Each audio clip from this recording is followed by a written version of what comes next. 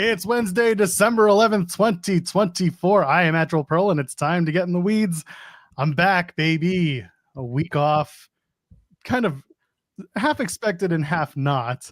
I know Jeremy Lambert's very excited to see me. The rain is falling because he's been crying tears of sadness without me next to him every single day for the last 7 days. Look at that. The clouds were rolling through. He was so upset. He couldn't believe that I was gone. It just made him so sad. I got messages from the anonymous ITW general manager saying the people who came and helped out were great, but every day Jeremy would go off the air, let out a big sigh. I miss Joel, is what he would say. I'm back, baby. Jeremy Lambert's here. You are lying or my wife is lying. I'm going to go with you. Why would you go with me? I'm not the liar here. Are you calling my wife a liar? What if I am? What's she going to do? Call me out on it? You might get replaced permanently. With who? I'd love to see who the sap is that's going to take this gig, because we already tried to ask around and they're all like, nope. Is that a problem on you or on this show? It's a problem on there. Ain't a whole lot of money in this game, so, you know. Boy, howdy. Yeah. How you doing, buddy? I missed you. I'm sad that you're back, but, you know, I guess we move on. Yep. My wife says, why am I being lied about first thing in the morning? Yeah, it's early. It's too early to be lying about my wife. I feel like you're lying about this message that she sent, because I have not been sent a message of similar of interest. No, I actually have proof where you cannot come up with proof that she messaged this. I have proof. I will not put it on the screen because the shoot name is involved and we're not going to do that. But see, I can't do it either because I respect the anonymity of our general manager. That's not true.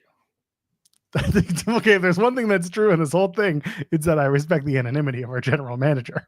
Yeah, but we know who it is. It's not like, well, you know. Couldn't put it up on the screen, but you know, people missed us. People missed me. No, they didn't. I got at least one message of nice. Hope you're okay. From who? None of your business. Oh, I'll have to fire that person too. Oh, I mean, it wasn't someone who works for us. Well, they're still fired. You're just firing a viewer.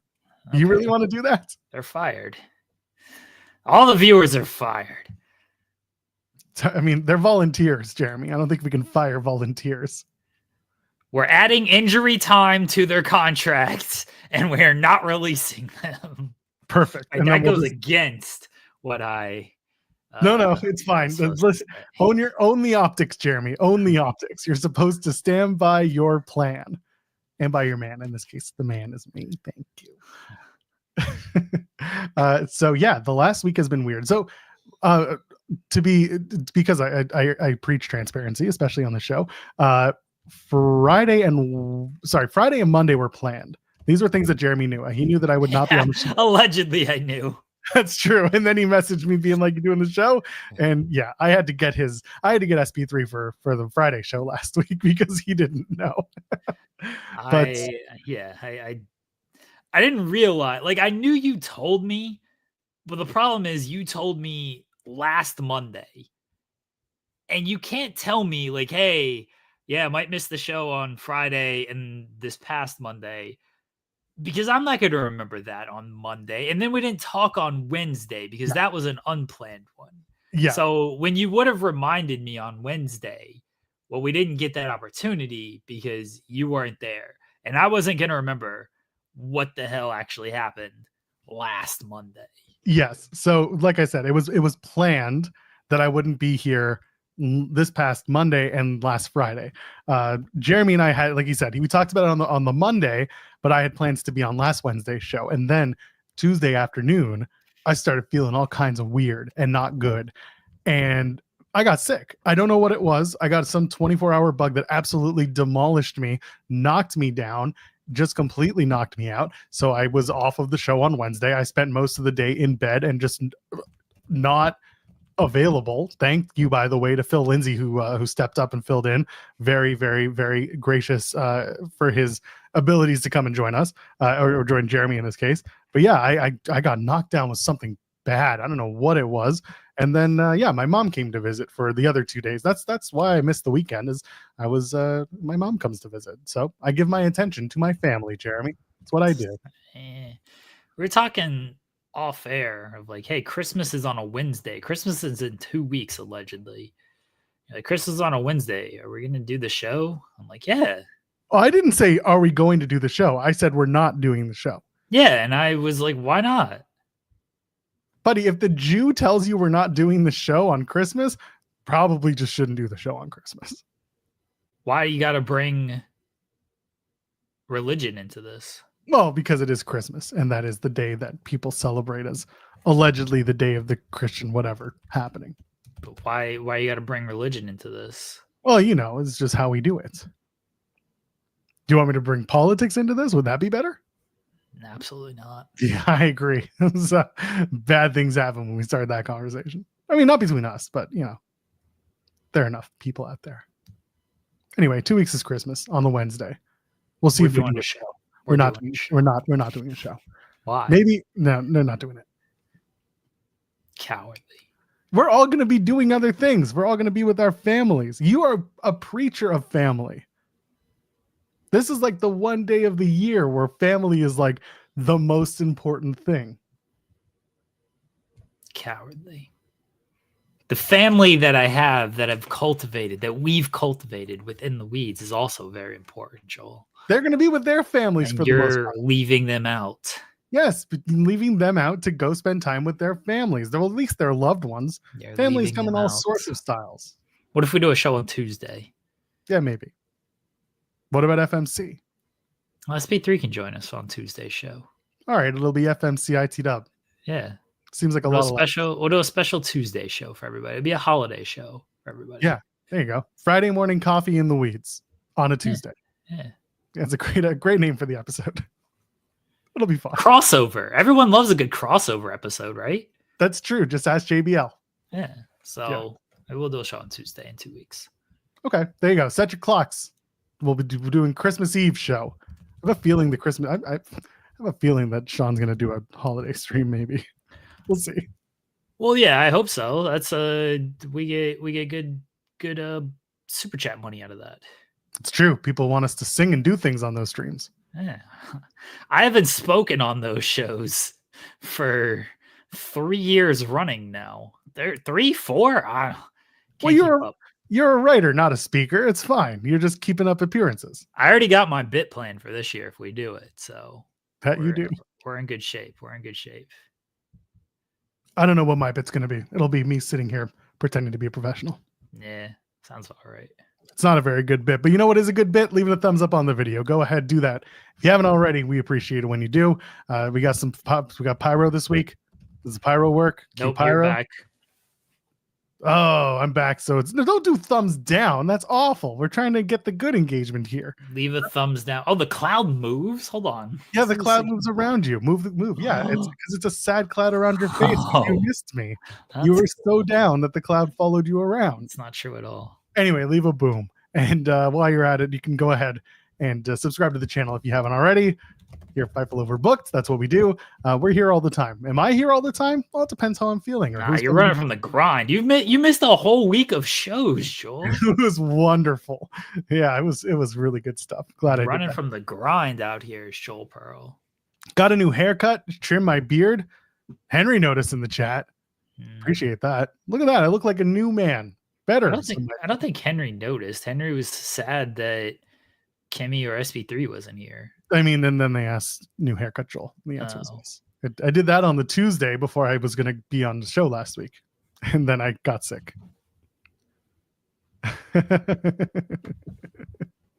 And of course, you can donate a super chat. Any amount, get your question or statement right on the air.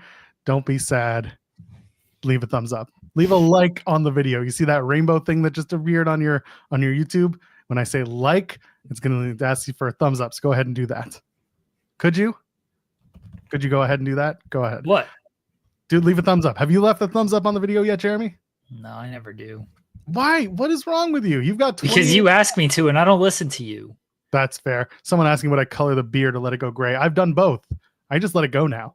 If I have to do very important stuff, I will do it. So let's say last year when I went to Montreal for Elimination Chamber and I was doing media, I colored my beard for that one. Sometimes I'll do it, but most times I don't. I've given up on giving a you know what. Jeremy, should we talk about the wrestling? No, we're talking about football today, I thought. Are we? Okay. You put football on the headline. CM Punk is quarterback 1. Yep. Ryan Leaf is showing up on NXT. Very unexplained, just showing up. Which team? Do you know why? Do you know why? Because he's part of a broadcast team for Netflix. No, he's part of a broadcast team for CW. Yes, it's the same thing. They're effectively the same. You watch the shows on streaming. No, they're not. I mean, I still do. We're talking about football. Ah, well then. Ryan Leaf showed up. Is he QB1? They thought he was QB1, and it didn't work out so well for the San Diego Chargers. So, whoops. So no, I think Ryan Leaf would even admit he's not QB1. He's out there talking with the other QB. He's talking with Bengals legend Lexus King. I don't think Lexus King ever played for the Bengals. No, but his daddy did, so it's close enough. Second generation Bengals legend, Lexus King. That was funny. I was just watching like that was a fever dream of a moment. NXT tends to be a fever dream of a TV show, but that was one where I was like, what are we doing with Lexus King? What is Lexus King at this point? He's gonna win the Heritage Cup. You think so? He's got to survive the workout first with old what's his name? Billy Regal's Dempsey. son, Charlie's son. Charlie Dempsey Regal. I couldn't remember his name. I was like old Darren's kid. Clearly. It's been a week, Jeremy. I don't remember anything. Lexus King is the punter, is what he is. Ryan Lambert saying in the chat, he's the kicker. Oh.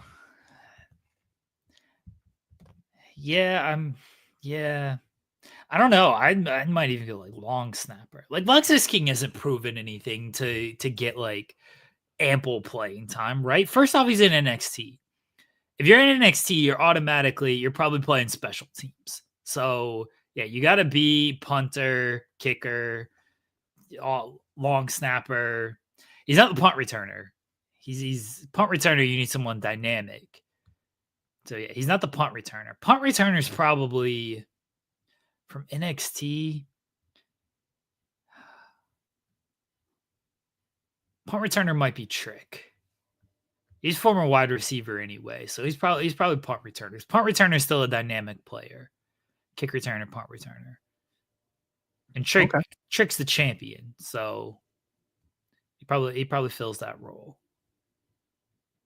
Speaking of Trick, they just announced New Year's Evil we know is going to take place in LA. They just announced the Shrine Expo Hall. Okay. All right. So for those who are interested in going, it's Tuesday, January 7th, the day after the Raw debut. So they'll be doing it at the Shrine Expo Hall. So go check that out. And then you got Trick. Trick's got Obafemi. Obafemi's a former not football player. Was he a shot putter? Pretty sure he was an athlete, that's for sure. Yeah. That dude's gonna be absurd. But can we just talk about the fact that I called it months ago? Months ago we called it. But he did it again. Obafemi came back, won. Iron Survivor. I know I'm a little late because I missed the shows, but they're going to do the match at New Year's Evil. Everyone was like, no, it's a stand and deliver match. Then they announced New Year's Evil is going to be in LA. And I'm like, oh no, they're making this a thing. It's going to be Obafemi's win. It's his time.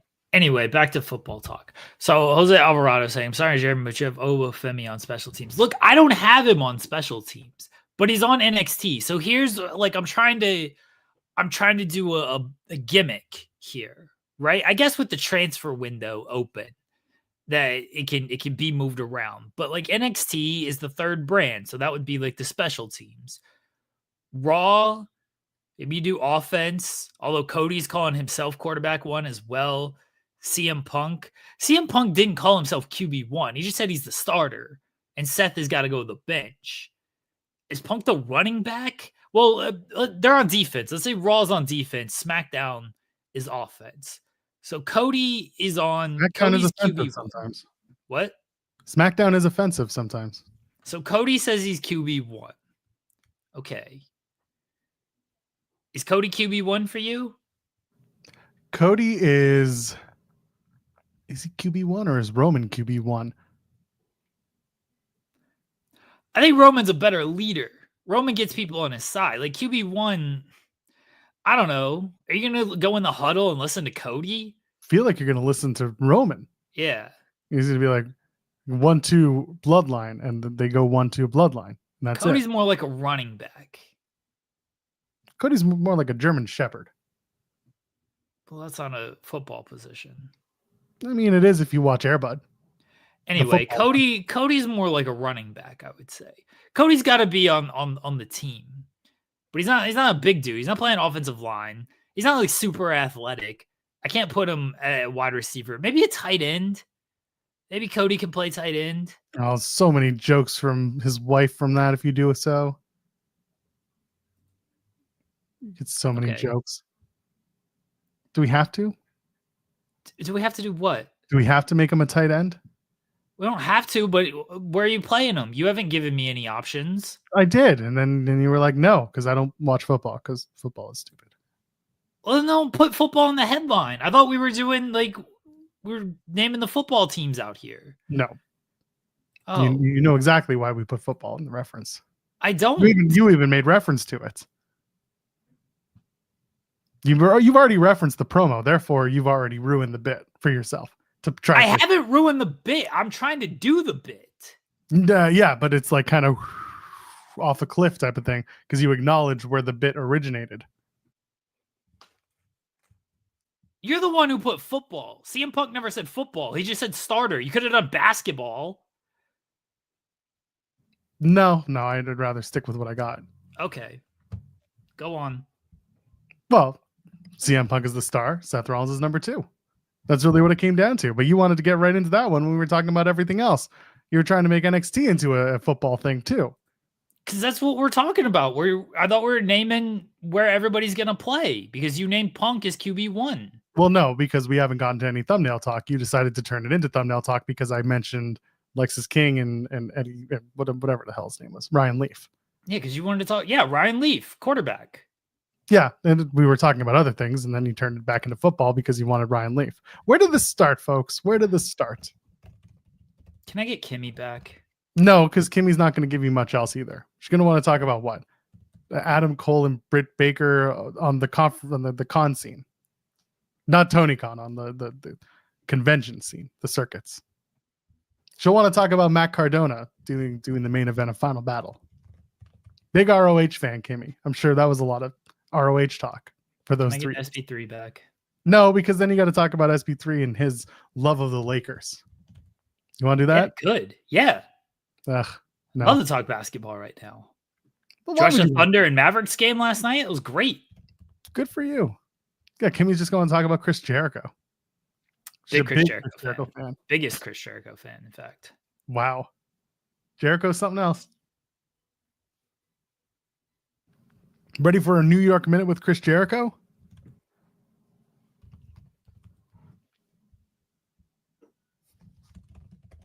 Did you miss this? I know you all missed this. I thought you'd be all excited to talk about Jalen Williams. Thought you'd be all ready to show off that tattoo that he has. Instead, he's just going to write articles about it. Look at this guy. Working instead of working.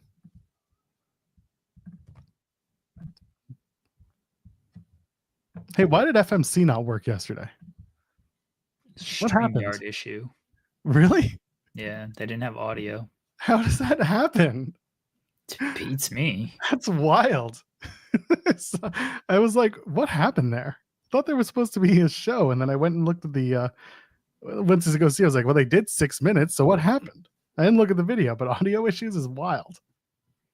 And it wasn't even one of you guys.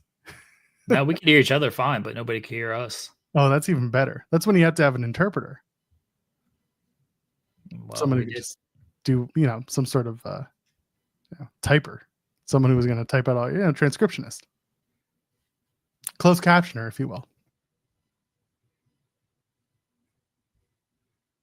Go ahead, talk about football for however long you want. Go ahead. No, No. You want to talk about football. You want to make it a whole I said QB1 in a thing that I wasn't, at the point of talking about yet. Now I got to talk about it. So there you go. CM Punk is a QB, and Seth Rollins is not.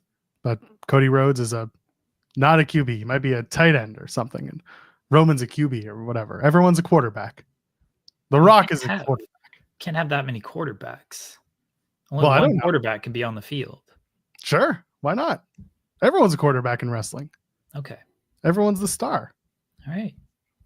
You want to do the football talk, so I'm doing the football talk. Let's do the thumbnail. No, I wasn't ready to do the thumbnail. Thumbnail was supposed to be in the, reserved around the 45. Lead the show, Joel. You're back. Lead the show. I'm not allowed to lead the show because then it turns into talking about football. Lead the show. Jeremy misses Kimmy, and I tried to give Kimmy the gig, but she didn't want it. Lead the show. By the way, we have a guest at 11:30, if you can believe that. If you wonder if this show is going to go until 11:30, Michael Kingston from Headlocked Comics is going to join us. I'm going to talk about Friday Night Bigfoot. That's their Kickstarter project that they recently hit 100% on. So go check that out. We'll talk to him about that and a whole bunch more in the comics world. So go get ready for that while we argue about professional football. Are the Jaguars winning anymore? They actually won this past week. They beat the Titans. Seems bad. How are the Titans this year? Nah, not great. How'd your team do? We haven't won much of anything, but our quarterback one is looking pretty good. Who's that? Bryce Young. Cody? It's not Cody. But I'm asking a legitimate question. I never know who's. I know. I answered the question. Okay. What do you want me to do? I answered it. Oh, wonderful. Eddie Thorpe. He attacked himself. Honestly, a great bit. I got to respect it. That's true. More people need to beat each other up, beat themselves up to get a title shot. It just proves that Ava's not a good general manager.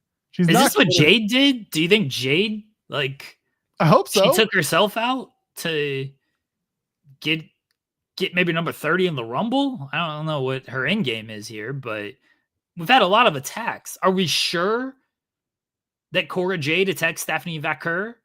Maybe Stephanie Vaquer attacked herself. I think we figured out that Stephanie Vaquer was attacked. She attacked the person who attacked her, and they kind of admitted it. What if Cora Jade's lying? I mean, she is a bad guy, so she would be prone to lying, but I feel like this is one time where she wouldn't actually be lying. What if Cora Jade was just walking around backstage and she already saw Stephanie Vaquer laid out and she's like, I'm going to take credit for this. It's kind of like Kevin Owens seeing Hideo Itami and saying, that's a shame, out of the parking lot. Yeah. I love that by Tuesday, WWE had ran 3 different whodunits and they whittled it back down to 1 by the following week. Having Eddie Thorpe admit it was him, and then having the DIY essentially admit without admitting that they took out the Street Profits. Which is sure the Street Profits did not attack themselves. They were en route to becoming heels. Maybe they did it, which would be absolutely hilarious. Especially if it turns out that Triple H and HBK didn't actually discuss who's doing what across different brands. And as a result, HBK is like, I was doing this one. And Triple H is doing, but I was doing this one. They look at each other. Oh, you. And then they realize they got to fix it because they can't both be took each other out, took themselves out. The Jade thing, though, the one thing that really annoys me is that she got taken out at the loading dock. Jeremy, every single loading dock everywhere is riddled with cameras to see what's coming in, what's going out. There should be security camera footage of who did it, and it should have been readily available like that. What are we doing here? Maybe no one's asked. That just means Nick Aldis is very not good at his job. Well, he's pretty good at his job compared to the others. Better than Ava. Maybe no one's asked. You'd think they'd put cameras in the NXT parking lot by now too. That's true. They should have done it. But instead, they're like, nah, we like the lawless society we've created. It's Florida. Florida is just that. So they just let it go. So Eddie Thorpe instead is just like, I'm going to take advantage of this.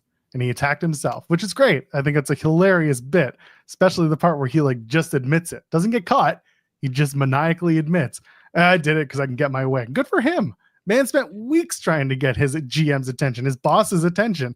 And the minute he got attention, the HBK, his boss's boss, like lifted him up and threatened to beat the shit out of him. So what does Eddie Thorpe do? He takes advantage. Good for him. Babyface Eddie Thorpe. I hope he wins the title next week. Well, that's not going to happen. But they're going to be in Lowell, Massachusetts. That's where things happen in WWE. That's where titles change hand unexpectedly. Is that true? Yeah, remember the house show where Mimosa Joe beat Nakamura? Was that in Massachusetts? That was in Lowell, Massachusetts. Okay. Big deal that was, because it was a house show. I don't think they're gonna... Unless they're trying to hold off on Trick and Oba for a PLE, there's no reason to swap this title. I mean, I agree with you. I think it would be hilarious, though, if they have Eddie Thorpe randomly win this title, and then Oba Femi just beats Eddie Thorpe in minutes, seconds even, to capture the title in LA. But it's Oba's moment in LA. Like, it's got to be at this point. We talked about this when it was going to be in Florida for New Year's Evil, and we didn't know they were doing LA. It felt like I'm not really. And then the second they said LA New Year's Evil, I was like, that's Oba Femi. It's happening. This is it. Eddie Thorpe should win the North American title, though. I thought they were going to put the title on Ethan Page last night. I thought that was going to be like, oh, okay. Yeah, he didn't win the world title, and now he's kind of lost. Oh, the North American title is where they're going to go. And turns out that was not the case. Yeah, it turns out Ethan Page just hates everything until he goes after CM Punk. You got to go back to that, because he keeps referencing the Punk stuff. Yeah. Is he trying to work himself into the gimmick, or is like, are they going to build to it? Because it feels, I don't know, maybe that's the New Year's Evil match. I don't think so.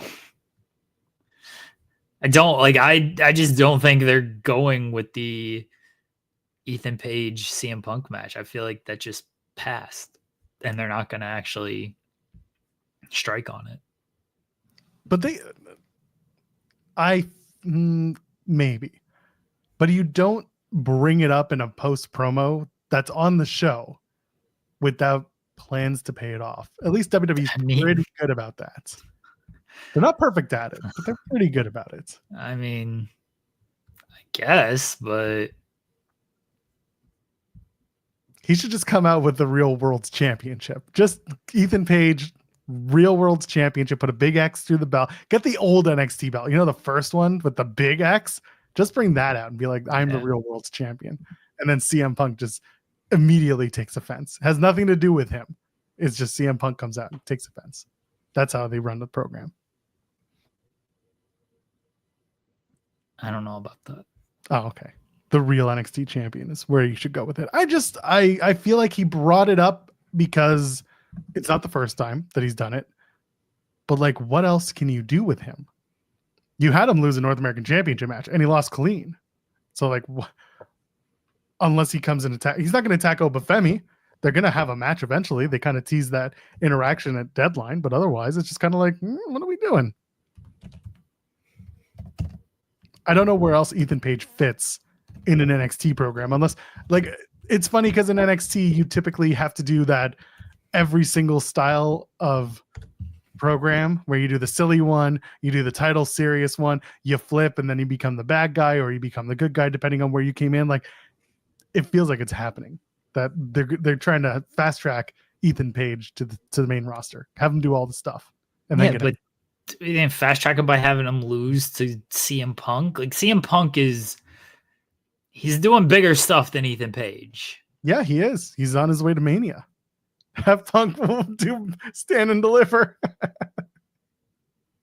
Have him work both nights of Mania and stand and deliver. That's the answer right there. I don't think they're doing a match with Ethan Page. I just don't. We'll have to see. Again, the fact that he keeps bringing it up makes me feel like he might do it, but I don't know where else Ethan Page fits on the program, because clearly right now he's out of any title contention. He's already lost the opportunities he's had, and he's walked away. Have to assume he's going to screw somebody. Just don't know where he fits, but we'll find out. Shotzi returned on NXT. Glad to see her back. She was out with ACL injury. Good to see her back and at it, and hopefully in the ring as soon as Tuesday next week. So that's good to see. But yeah, otherwise NXT stuff, I don't have too much to talk about, just because NXT is NXT. Some weeks are better than others. I don't know if you have anything else to add from NXT. Still lacking Thea Hale on this show. Where is she? She should have been in the Iron Survivor. That all those Ren Sinclair moments, those absolutely could have been Thea Hale moments. And then she would have went on a whole cocaine sentient routine and won the match. 5 pinfalls after another. Where is she? She went to an EDM concert instead, but like, good for her. But come on. We need more Thea Hale on the program. Nothing else from NXT? No. Let's talk about Raw. Or do you want to talk about Jalen Williams and that tattoo that you were talking about? Man's got a Jeff Hardy tattoo. You're a big Hardys fan.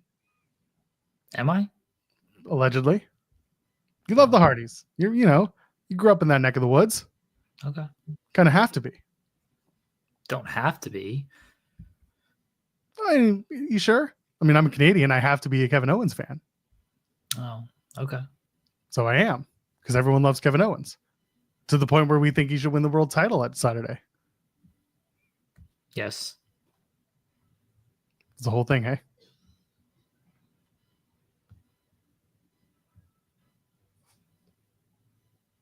We got an hour until our guest shows up, allegedly, if we make it that far. Rhea Ripley was in the main event of Monday Night Raw. It was her first singles match on Raw since January 1st, if you can believe it. I can. She's been injured a lot of the year. She spent a lot of time out. Good match, though.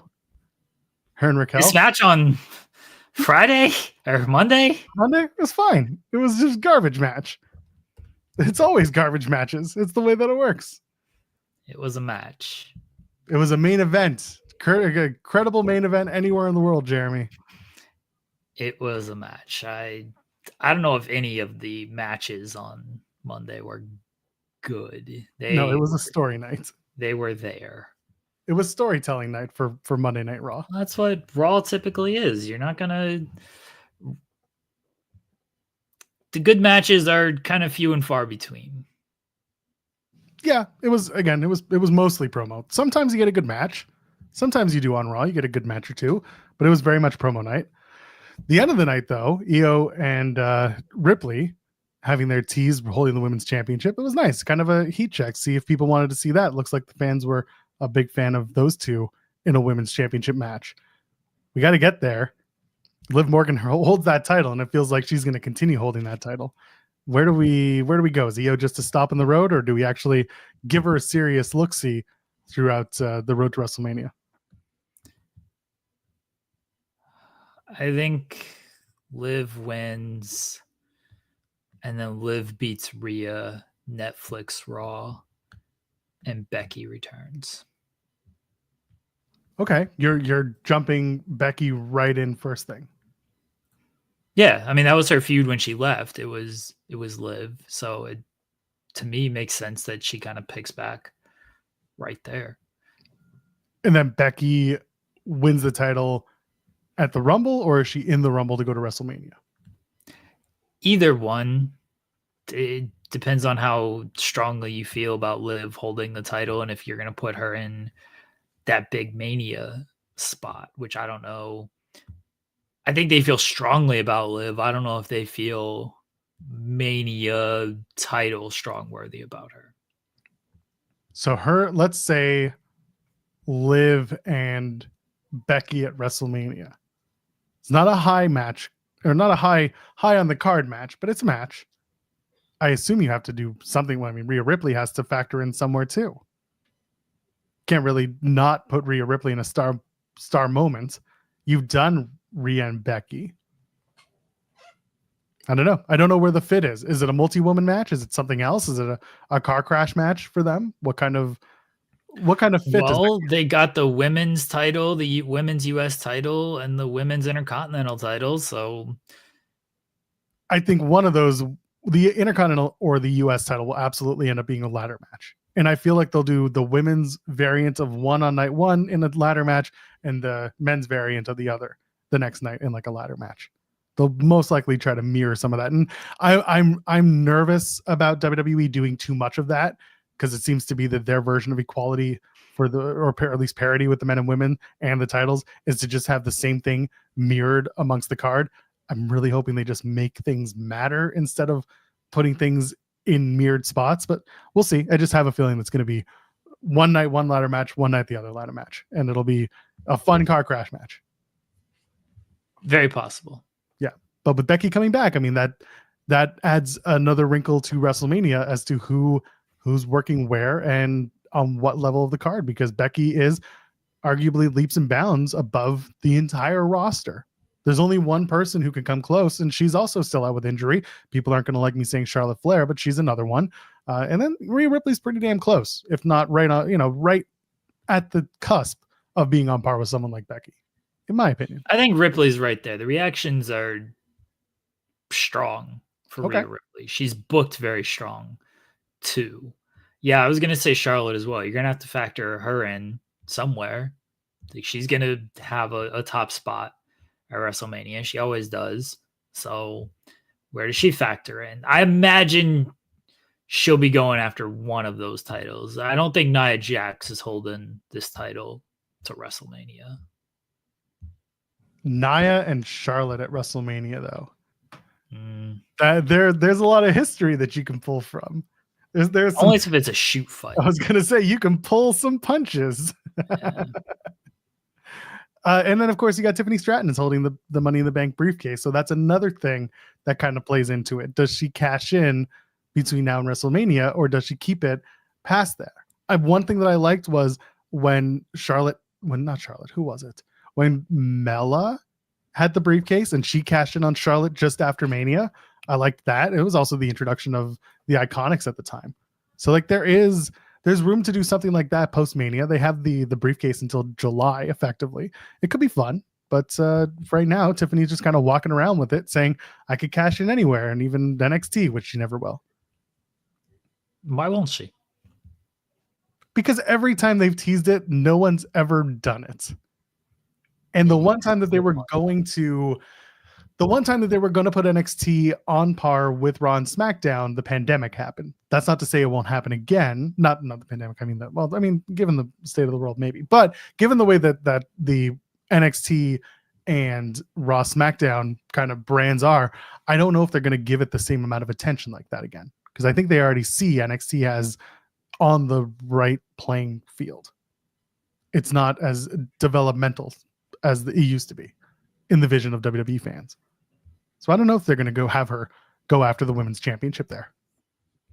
I don't think they will, but I don't think it's a terrible idea to have the threat there, just as a reminder that, like, hey, it can happen.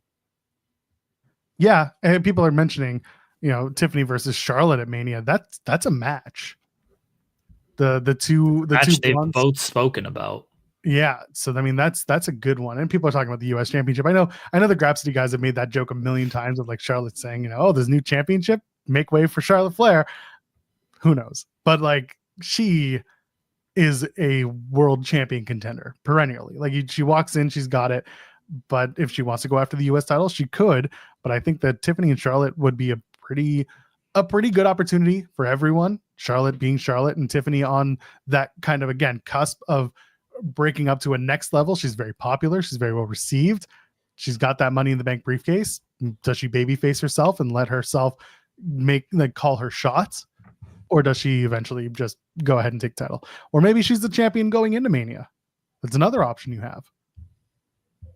There's a lot on the table. There's also, again, a lot of people who are poised to come back and start their build into WrestleMania season. This is always the fun part of the year where it's a lot of speculation, but it's also the end of the year, so not a lot is going on. So people are just kind of looking beyond what's happening. But WWE is doing a good job between Saturday night's main event and then another Saturday night's main event and then the Royal Rumble of at least getting you relatively invested in Mania season a little earlier than normal.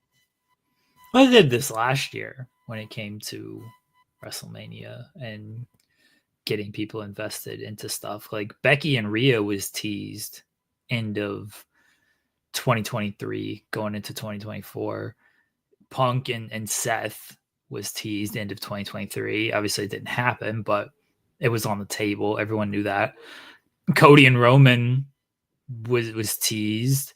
Then The Rock came in and kind of blew things up. So they've done a fairly good job the past couple of years of kind of giving you those little teases at the end of the year that maybe set up for WrestleMania. This year's obviously a lot different because, yeah, you got 2 Saturday night's main events and Raw on Netflix before the Rumble, where you had that day one Raw, which that's when The Rock came back. So that ended up being a big show, but that wasn't necessarily looked at as a big show. It's just kind of, hey, we've used this branding before, we're going to use it again.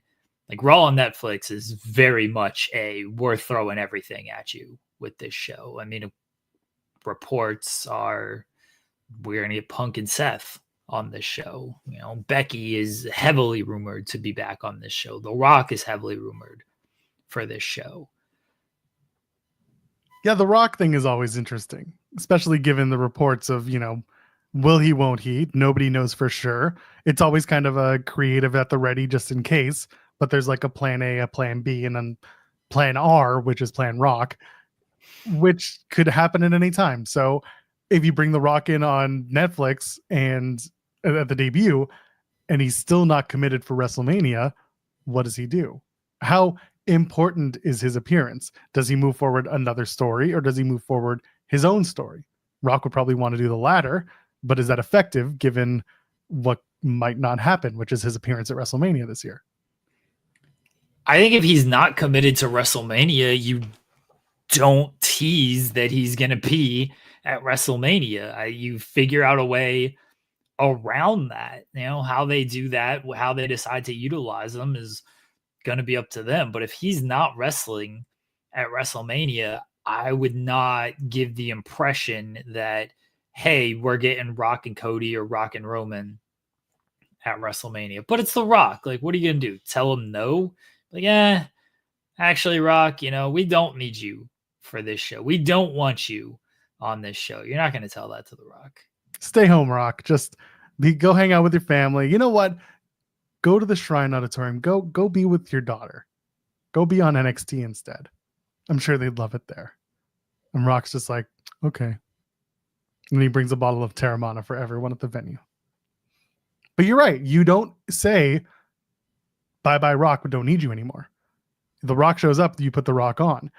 You are building towards, every year should be the biggest WrestleMania ever. And every year you need the star power, and The Rock is one of those people. I just wonder what The Rock does if he shows up on Netflix and is still not in the cards for Mania.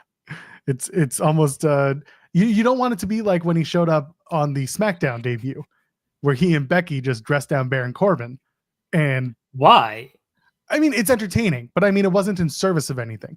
Becky was already over. Becky had already had the rub. Baron Corbin was already hated. It was just like The Rock came out and entertained not Netflix, the Fox people front row, and then that was it. So like on the entertainment factor, it made sense. On the moving anything forward factor, didn't do much. Yeah, but that's actually, if he's not going to work WrestleMania, that's what you want. You want more entertainment than moving something forward, because if you move something forward and then you can't deliver on it at WrestleMania, well, you didn't really move anything forward. You actually wasted more time. I'd rather just an entertaining segment where maybe not a whole lot's accomplished, but you're also not giving me the impression that a whole lot is going to be accomplished. Because what if they tried to do something at that Fox show, like set up a match with Baron Corbin, and then they couldn't deliver on a match with Baron Corbin? No, I'd rather just they did what they did. It's kind of the same thing when he came back in September when he did the thing with Austin Theory. Just do an entertaining segment and not try to set up something if you know you can't deliver on something. The problem is they've already set up stuff. They've already set up everything with the Bloodline and Cody to where you can't just come out and do an entertaining type segment. So you have to do something that moves something forward. But if you can't deliver on a WrestleMania match, well, now you're trying to move something forward that you can't actually deliver on. So they're in I'm not going to say it's a bad position because you're getting the fucking Rock on the show. So I'm pretty sure they're happy with that position. But it is sort of a tough position to navigate if you don't have assurances that he's going to be there for WrestleMania, because you want to give them something that plays off of what you've already given them this past year with The Rock's appearances. But if he's not going to wrestle at WrestleMania, you can't give them too much to get everybody excited for, ooh, we're going to get this match at WrestleMania. Of course, all of this goes out the window if he comes into Raw on Netflix and is like, yeah, by the way, I'm working Mania. Like, what are we doing? Then it's like, all right, you got the full board to work with. Then he decides, I want CM Punk, and everyone's just like, you what now? But it's true. Everything you said is exactly what I was going to push back with, is now that he's part of a story, The Rock just can't show up and do comedy. Can't do the things that we just talked about. So instead, if he comes back and he's like, hey, guess what? I got time now. I can do WrestleMania. Then everything changes.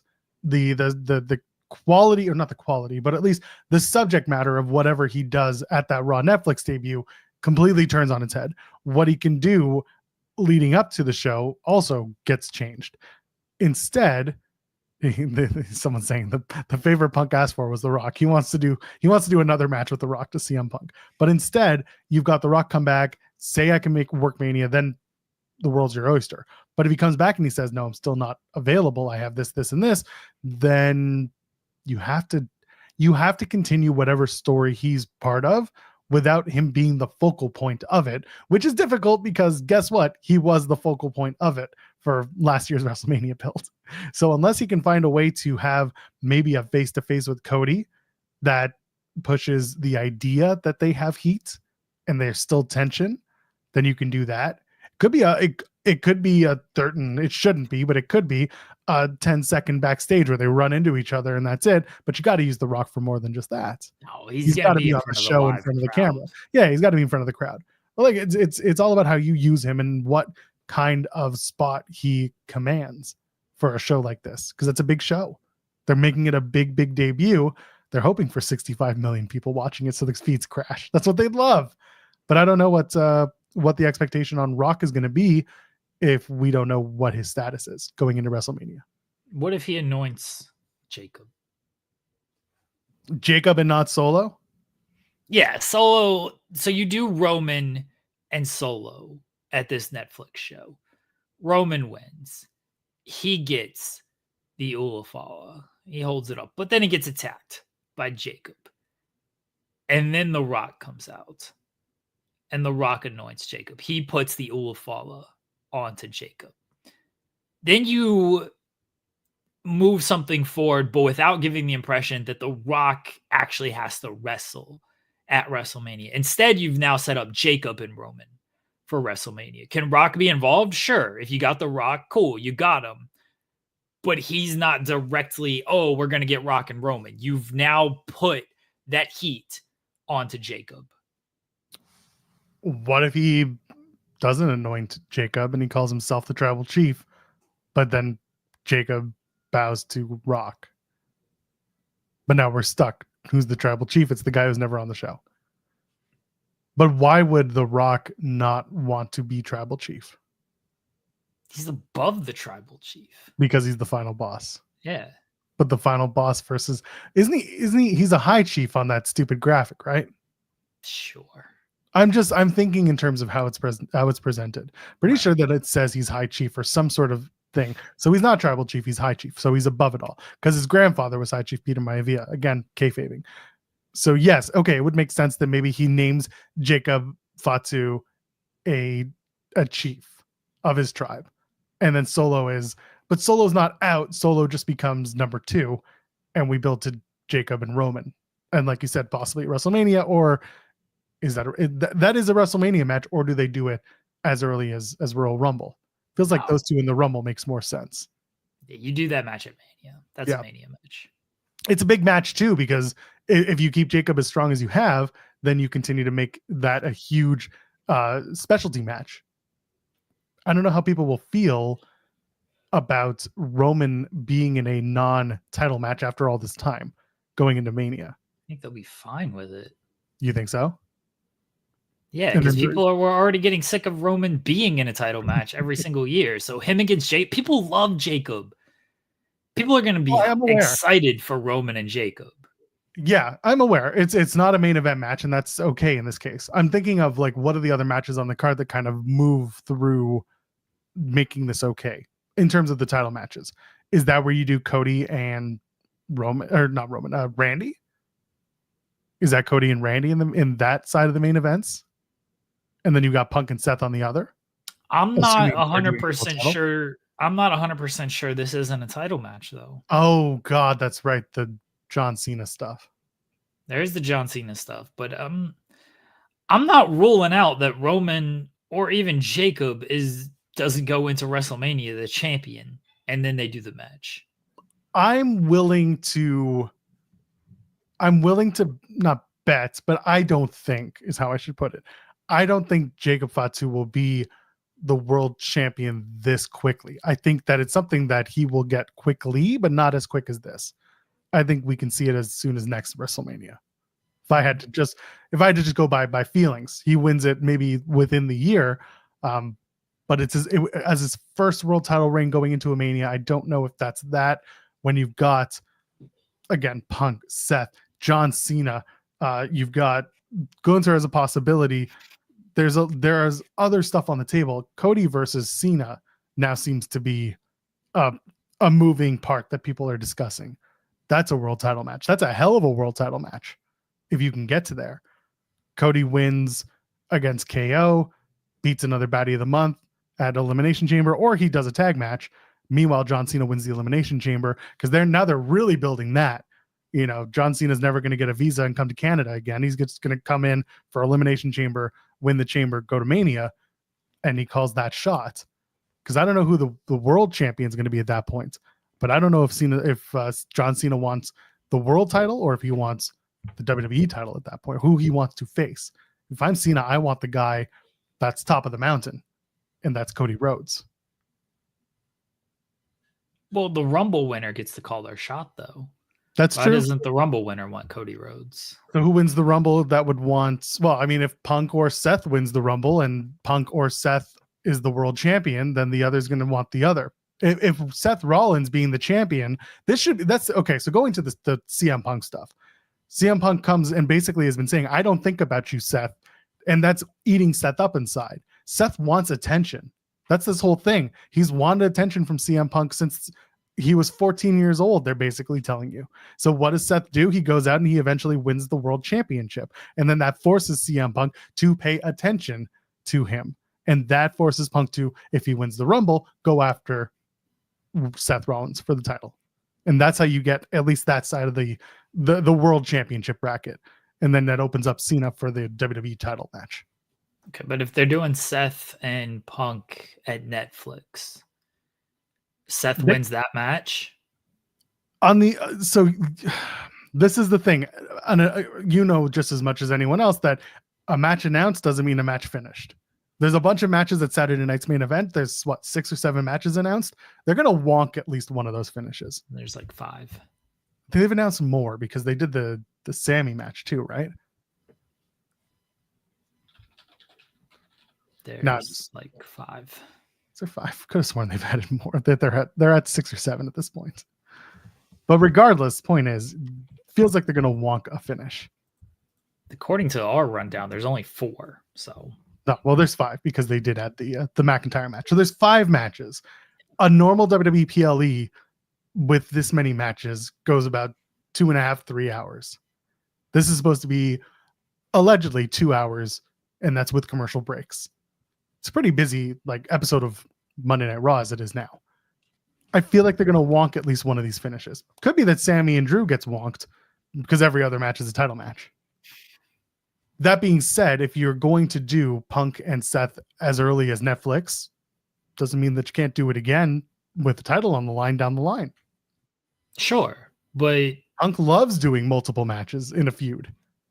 No, I agree you can, but let's say they're doing this at Netflix. Is Seth winning that? That was my question. Is Seth winning this? You can make the argument that yes, he should win it because then Punk needs to pay attention. But then you can also argue that Punk wins the match and Seth still captures the title and effectively forces Punk to pay attention again. How's Seth getting a title shot? How is Seth Rollins getting a title shot? Yeah. Could be doing something out of going into the next Saturday night's main event, a number one contendership match. That's dumb if Punk wins, though. Why so? You got a month between the two Saturday night's main events. Sure, but Rumble is the following week. If Seth is, you got the time to tell the story that if Punk beats Seth, maybe they're putting a triple threat or something. I don't know, and I don't know it works, but you could get there. Your story is better if Seth beats Punk, and now Punk is like, oh fuck, I lost to this guy, and then Seth wins the title, and now Punk is like, all right, you beat me, you got the title. Punk wins the Rumble, and is like, yeah, now I got real reason to go after you. Not only do you have the title, but you beat me. There you go. If Punk beats Seth, even if Seth is the champion, if I'm Punk, I'm looking at Cody. Why wouldn't I wrestle Cody over Seth? It's like, I've already beaten Seth. Yeah, he's got the title. I want this title. This is the title that everybody says is important. That's the title that I want.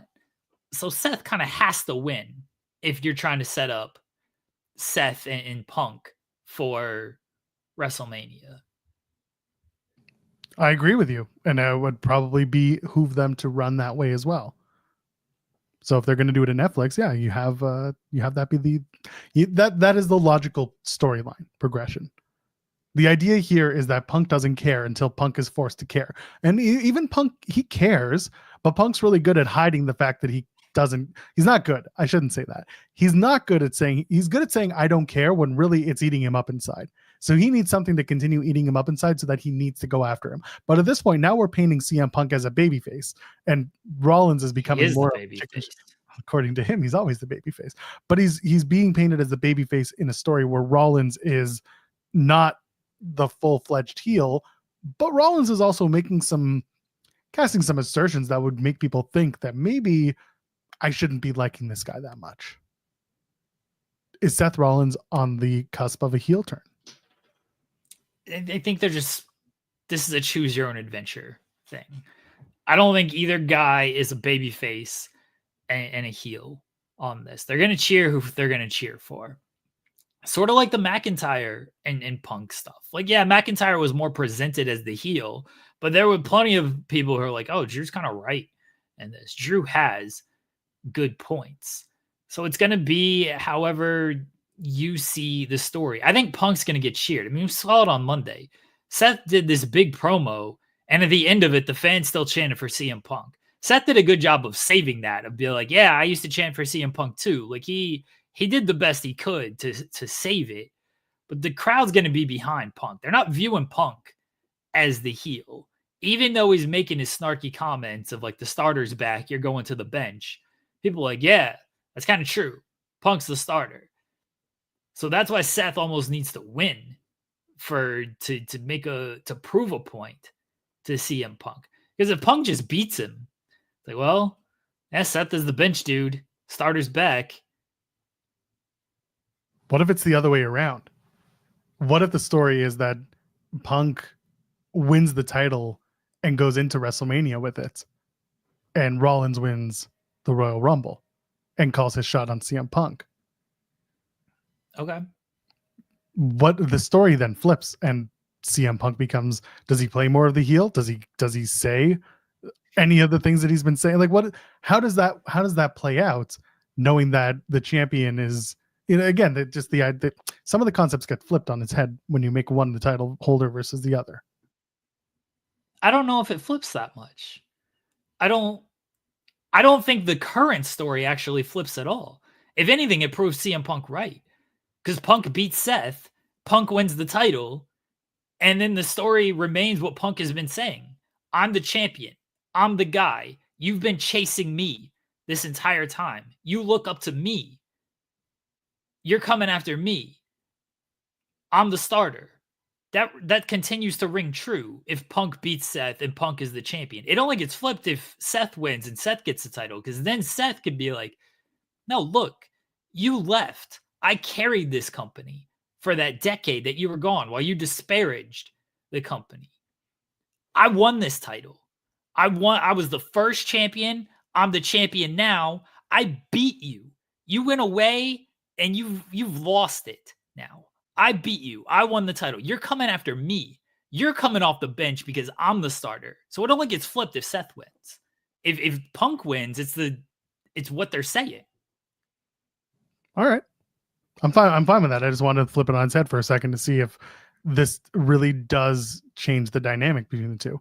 I'm always a little leery about the concept of the shades of gray and the choose your own adventure, because it works to a certain degree, but I feel like if you do it too often with too many characters, then the investment almost kind of goes down a bit. The reaction of a crowd kind of diminishes. Does that make sense? You become less invested as a group. I don't know. Again, this always plays into the is wrestling sport, is wrestling art / theater. Like, the sport part of it to me is the idea of the team aspect, right? You're bought in on your team, therefore you're cheering your team, and if your team loses, you're upset, and if your team wins, you're elated, you're happy. But if your team suddenly decides that the entire team is going to get up and move, you may not be cheering for that team much longer. That's probably a bad analogy, but the point is your team doesn't suddenly turn to shades of gray and make you wonder whether or not you want to cheer your team or not, unless you're like super duper into it and your owner's a piece of shit. It doesn't work that way. Your sports team is usually that. The crowd should simply be behind a babyface and a heel to at least be bought in as a whole in the story. You can do it, but you can't do it too much, is really what I'm getting to. So if every single character is shades of gray, then you're not really lining up the character. You're not really lining up a depth chart. Cody can be the guy that everyone cheers. KO can make good points that are still cynical against Cody Rhodes that make people say, but also say, wait a minute, Cody's not that guy. You're just projecting that he is. You're really that guy. That to me is good storytelling. Like, KO is playing the bad guy. People who cheer him are just like not thinking logically about it. They're just behind KO because they're Canadian and they love KO. But with Cody, Cody's always, white meat babyface. People cheer him no matter what. He does nothing wrong. In this story with Kevin Owens, with CM Punk and with Seth Rollins, you're adding those shades of gray, but you can't do that too often. CM Punk is polarizing, so you get away with it. So him and his opponents, you can get away with it. You made your own point, Joel. I get that, but you cannot run the risk of doing that with someone like Gunther, which they're doing now in the Damian Priest storyline. Gunther has flip-flopped himself in different points in his world title reign as well, where there are points where you're like, oh shit, I really like Gunther, so I'm cheering for Gunther. And then there are other weeks, the world title match up until it became a triple threat was why now I'm cheering Gunther. Why am I cheering Gunther when he's the world champion and he's been a heel this whole time? Well, it's because Finn Balor is just a worse person than Gunther has been. So I'm going to boo Finn Balor and I'm going to cheer Gunther. But then next week, whoever Gunther faces for the world title, I'm probably going to boo Gunther again because I'm supposed to. You know what I'm trying to say? The shades of gray can only work for so much. Yeah, that's a Gunther problem. Is that a Gunther? Is that's a Triple H and a storytelling problem? Oh, it is, but that's a problem they're having with Gunther. That's not a problem they're having with CM Punk. They can do this with CM Punk. I get that. That's the thing. You can do that with Punk, but you cannot do that with too many more characters on the roster. Yeah, you can get away with it with Punk and whoever he's up against because Punk's going to elicit a reaction. The same way Roman might still be a heel, but he's getting a babyface reaction, even though he ain't changed too much. The stars are above the babyface and heel alignment because they're going to get those reactions regardless. It was the same thing with Steve Austin. Steve Austin wasn't the full-fledged, clean-cut babyface. Man was out there doing some heel stuff. Still got cheered because he had a great heel to play against. Hulk Hogan still did some heel tactics, but it got cheered because say your vitamins, eat your prayers. The stars can be above this kind of stuff. And that's why it works with Roman. That's why it works with CM Punk. They present Kevin Owens enough as a heel because he does heelish things. Cody is very much a babyface. They do a good job when it comes to the stars because they get away with it with the stars. Yeah, it's an issue with Gunther. They got this issue with Gunther because I don't know what they're doing with him. I just don't at this point. I don't think they do either. I think he's caught in the middle of the Priest and Balor stuff, and they just refuse to blow off Priest and Balor because they want to maybe limp it into WrestleMania, which to me is way too long to be doing this. It's already December. 4 more, but I'm talking a deep 4 because WrestleMania this year is the 20th and 21st of April. Like you're trying to limp this far into April. It's hard. Can't do that unless you separate them through this transfer portal and then try to bring it back together by Elimination Chamber. And even then it's like it's too much. You gotta move past it. They're trying to do it with Braun Breaker as well. Is he a babyface or is he a heel? Against Sheamus, he's the heel, but against Ludwig Kaiser, he's basically the babyface. They do need to be careful about it with the rest of the card because it does feel like they're getting away with it because Roman Reigns and CM Punk and even Drew McIntyre are above this, but they're at least making the points they need to make to where, you can still see why they are heels. They don't have a strong enough mid card to get away with this. Their top of the card is very strong, and that's why they're able to do it. Their mid card's not quite as strong, and that's where you run into issues of, can you fully do this and it work? And I understand, like, technically Gunther should be at the top of the card. He's the world champion, but his stories are more mid card stories because the stuff dominating that show is the Punk stuff, is Seth, now Drew, Bloodline when Sammy's there, when Jay is there. They do need to be a little bit more careful down the card of doing this and watering it down, because it's been complaints I've had with other companies is you can get away with it with certain guys, but if you do it all across the card, well, then it loses some effect with those guys. The top guys are going to be fine, but it loses an effect with the guys like Gunther and Braun Breaker. Yeah, and that's so Breaker was someone that I was thinking of and I couldn't name off the top of my head. That's another guy that you think about. There's no defined babyface or heel dynamic, and as a result, you risk apathy from the crowd. And that's where my biggest concern is when it comes to how you tell the stories of characters in wrestling. If you don't have definitions of character, then the crowd doesn't know who to get behind. Wrestling at its core is a very basic storytelling medium. It's good guys, bad guys. You can do shades of gray, like we said, with certain characters, but those are characters that are already very well defined and very well established. CM Punk being one of them. The fact that he left and came back adds to his dynamic as a person, as a character, and he's had so many stories about him in the news. So people who are outside of so far in the wrestling bubble that they're in tune with the backstage stuff, they also find things about character to play onto. That's again, that's something you have to concern yourself with when you're telling these stories. Yeah, Jeff Jarrett, you confuse them, you lose them. It's a good point. It's a very good quote from him. So there's one person that gets away with it, and whoever his dance partner is can play within those fields. And I'm curious as to what happens after this whole Seth Rollins and CM Punk stuff ends, and that's not for another 4 months. You got 4 months again of doing the Punk and Rollins stuff. Potentially. The way we're playing it out is with 4 months of this. It's very possible it ends at Netflix. Somebody wins. Let's say CM Punk wins and then moves on. He's like, I beat Seth. I'm done. I'm done with him. I got no reason to go back to him. Obviously, then you would need to put the title onto Seth to give Punk a reason. Punk still got this favor from Paul Heyman. It's very possible he beats Seth and then he gets into the bloodline stuff. Punk joins the bloodline. I love the idea of Punk joins the bloodline and he becomes the tribal chief. That should be the favor that he calls in. Come on. You'd love it. Would you put your ones up for CM Punk? No, because he does the go to sleep. Oh, he does the go to sleep. Would you go to sleep with your ones in the air for CM Punk? No, that just seems uncomfortable. It does. Have you ever tried that? You just kind of put your arm falls asleep. Your arm falls down when you're asleep. I guess you could like lay on your back and then you're like sleeping like that on your back. Yeah, you gotta have a really tall bed to do something like that. Yeah, if you got like a bed frame though, then your arms just hitting the bed frame. Yeah, I do not have a bed frame. I mean, we have a frame. We just don't have a headboard. We don't have a headboard.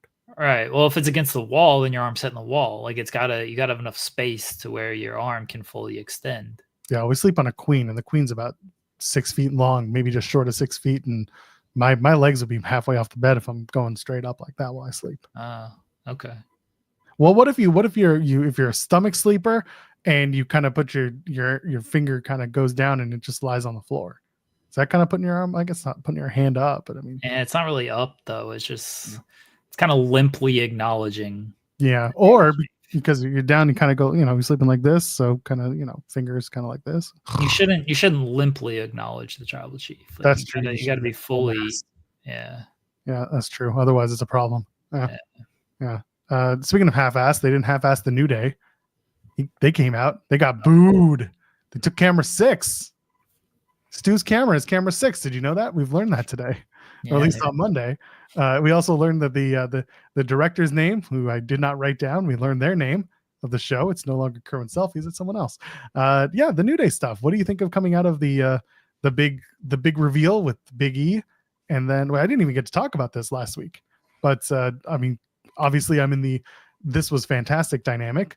A week later, how are you feeling about the presentation of New Day without Big E and the new Evil Day? I wonder if this was audibled.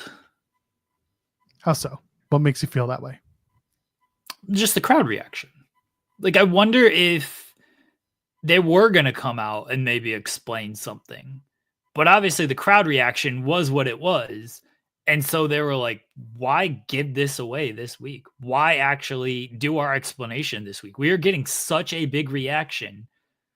Let's just milk it and not give it this week. Like, we'll maybe never know the answer to that until, the New Day podcast gets revived and they're reflecting on this whole storyline. But I just wondered that as I was watching this segment, because obviously it was a long segment. Long in the sense that, like, they didn't do anything for it. Like, they didn't actually say anything. They tried to speak and then they didn't. And as it was going on, I'm like, are they going to actually say anything? We know how it works in wrestling. Some segments run long and then you got to cut other stuff. And, wrestlers who have earned that cachet can kind of audible things. And it's like, oh, I got the crowd. I got to give them a little bit more. Like, we got the crowd right here. I understand I got 12 minutes, whatever it might be, but I don't know. I got them so well. I might go 15 minutes. Like, wrestlers, and then you get to the back and you apologize and all this stuff, and you just hope everyone understands. So that was honestly my biggest thing is, like, were they going to give you more on this show? And then they heard the reaction and they were like, no, why would we give you more? Because you can't fully plan for this, right? Like, what if the crowd was just silent and waiting for them to speak? And they're just like, nope, never mind. I guess you could do it, but it's not as effective if it's just like, hey, guys, here's what happened. And the crowd's like, okay, please tell us. We're waiting. And then they're like, no, never mind. You don't deserve it. Like, that's going to get you heat.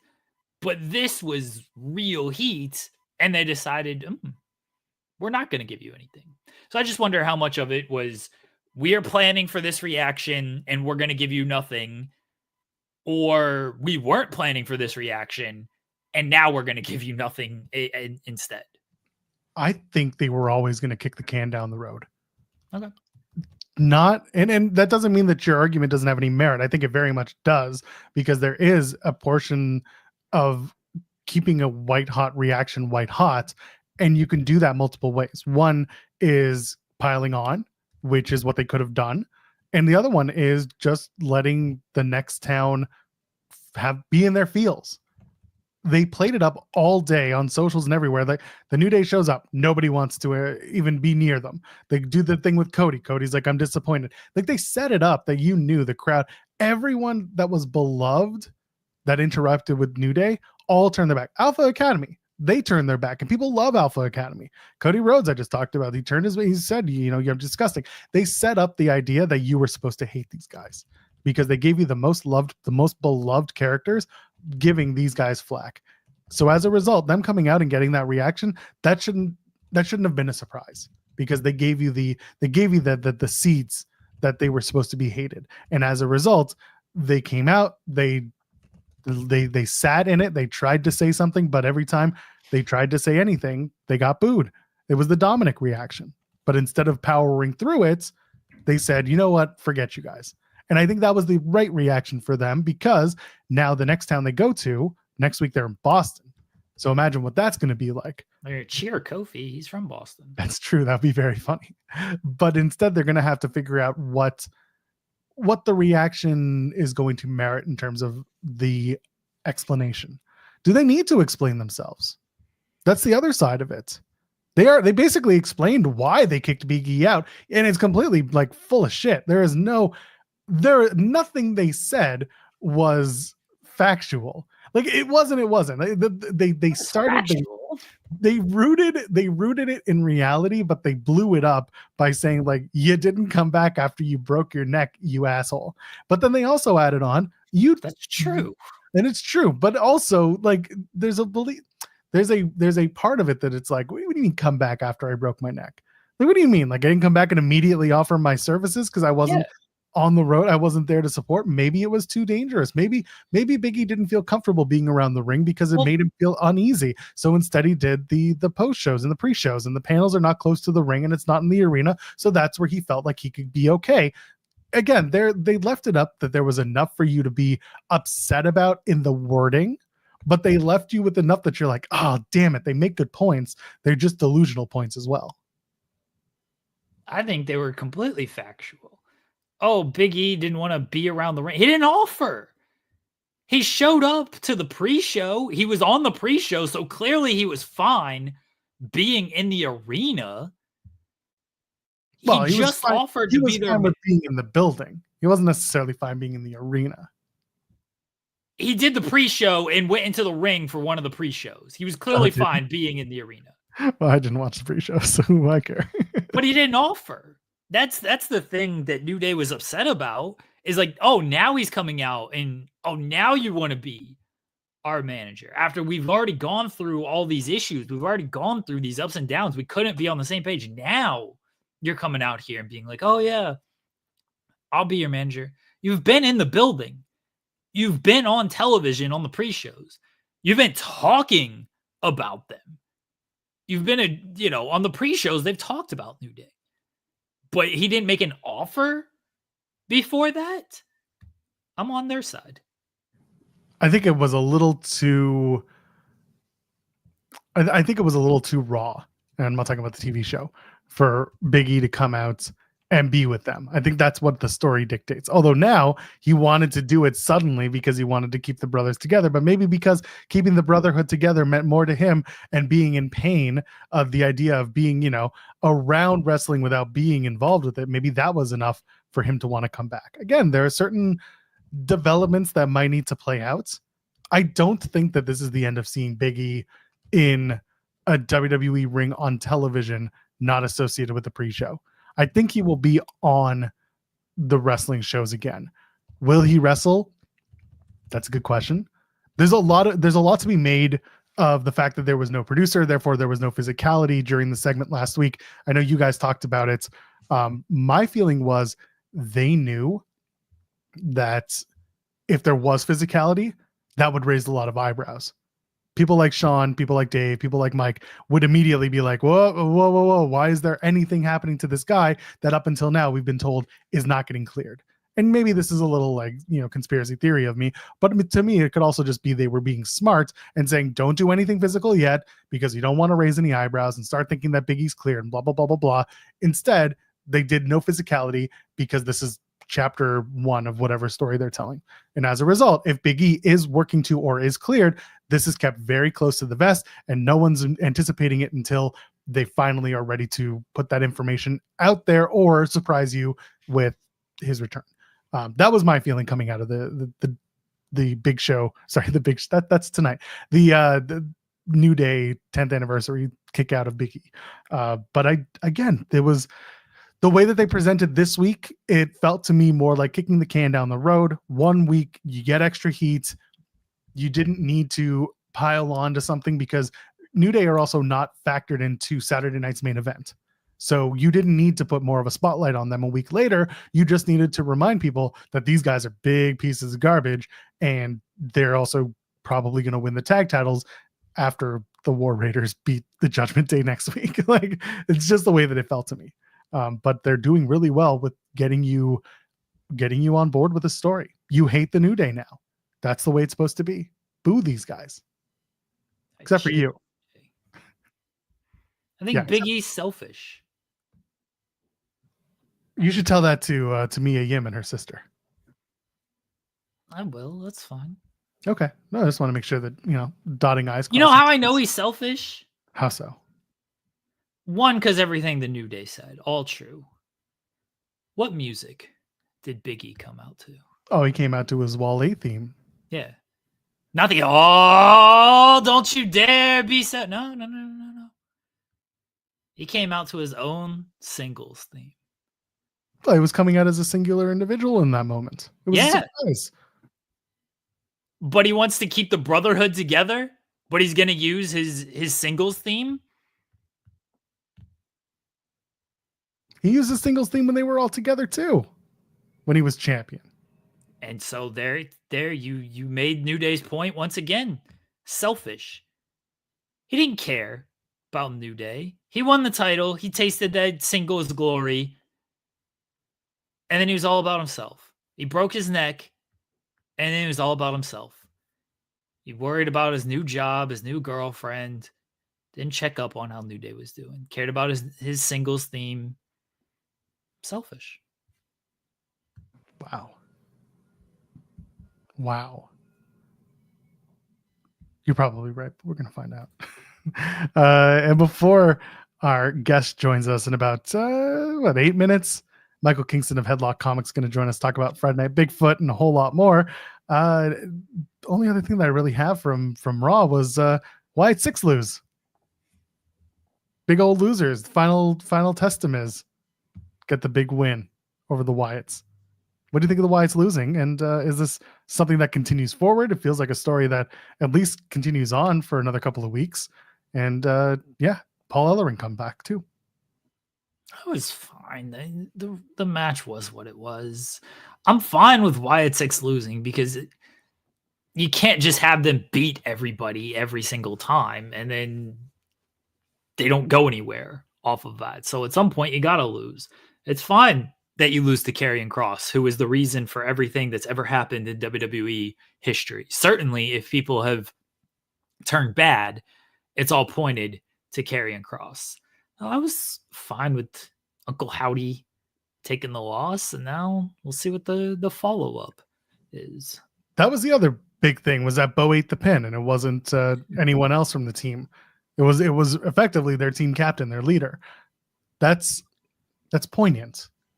Because otherwise you could have had Joe Gacy or Dexter Lumis or Eric Rowan eat the pin and then just kind of move along. But no, it's fairly emphatic when your team leader gets the loss, eats the powder in his eyes. He did have powder in his eyes, so at least he has reason to say, we're going to do this again, or it could be a one-on-one match. Could just be Kross and Howdy. Not that I'm a big fan of that, but at least then you can do something with it and can't bar everyone from ringside. That feels like you can do it in a cage, maybe? I don't know. They should do Kross and Howdy, but it's all just magic tricks. Or Becky Lynch is about to play Magic the Gathering. Yes. So maybe they should do that. Maybe they should just have a good old game of Magic the Gathering. Put the table in the middle of the ring, have the overhead camera so you can see the cards and whatnot. Get announcers. I don't know who's a good Magic the Gathering announcer. Oh, get Jesse. Get Jesse the Body. to do the announcing for Magic of the Okay. Gathering. Does he know the rules?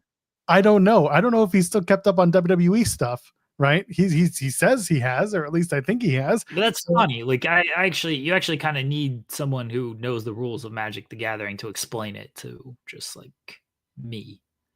Maybe Becky can be the announcer. She's gonna learn how to play. Maybe she'll become. That's fine. Yeah, I'm okay with that. Yeah, maybe it turns out that like Scarlett is like a super master of Magic the Gathering. That would be hilarious to me. See that. It's just like tabletop game master Scarlett Bordeaux. So they play a game of Magic the Gathering, and whoever wins gets all the powers. Where does the Miz fit into this? The Miz might be the coach. I feel like he might be a Magic the Gathering player. Woods knows a little. Woods is a bad guy now, so I don't know if he'll be super helpful. But well, he would help the Final Testaments because they changed because of Cross. Yeah. Cross got them on this path. No, you can't do Mountain Dew zero sugar. It's got to be like all the sugar. It should be a Mountain Dew sponsored thing, and like after every play, you drink your Mountain Dew. Remember the story of the guy who got you probably know this was a meme, got banned from a Magic the Gathering event because he was the guy who did the deuces and whatever, flexing on him. You don't remember this. This was someone in our chat's going to remember this guy. The very large man did the deuces, got basically banned from Magic the Gathering tournaments for years and years. Deuces? You need that guy. Like he shit himself? Although, see, Rare Beast says, I remember Magic the Gathering meme guy. Yeah, here we go. I participated in one of the biggest Magic the Gathering tournaments of all time this weekend. In an effort to document it, I posed for pictures near people with exposed ass cracks. Anyway, that guy becomes the that's the guy who should be running the Magic show. Okay. You got to see this, though. I don't want to see people's ass cracks. Joel Pearl out here just looking at butts, trying to be a professional. I mean, it's the internet. What do you think most people do all day? I work. So do I. This is part of my work. You're gonna just put a bunch of ass cracks on the screen? No. I'm just gonna send you the imdrift file. I'm not gonna click it. Oh, it's in our chat now. All right, I'm not clicking it. I don't want to see a bunch. It's funny. It's always funny. Anyway, that guy should be the guy running that Magic the Gathering game between Cross and Bo. Bo Dallas can turn out to be like a super duper Magic the Gathering fan. Ryan says he can all but confirm Scarlett isn't knowledgeable of Magic the Gathering. I would like to know your source on this, Ryan. I would also like to know your source on this, Ryan. Oh, then again, Scarlett's from Illinois. She's into like the spooky stuff. I don't think Magic the Gathering is like a spooky thing. It scares the women away. It's true. Scarlett Bordeaux, Magic the Gathering. Let's see if there's any connection between the two.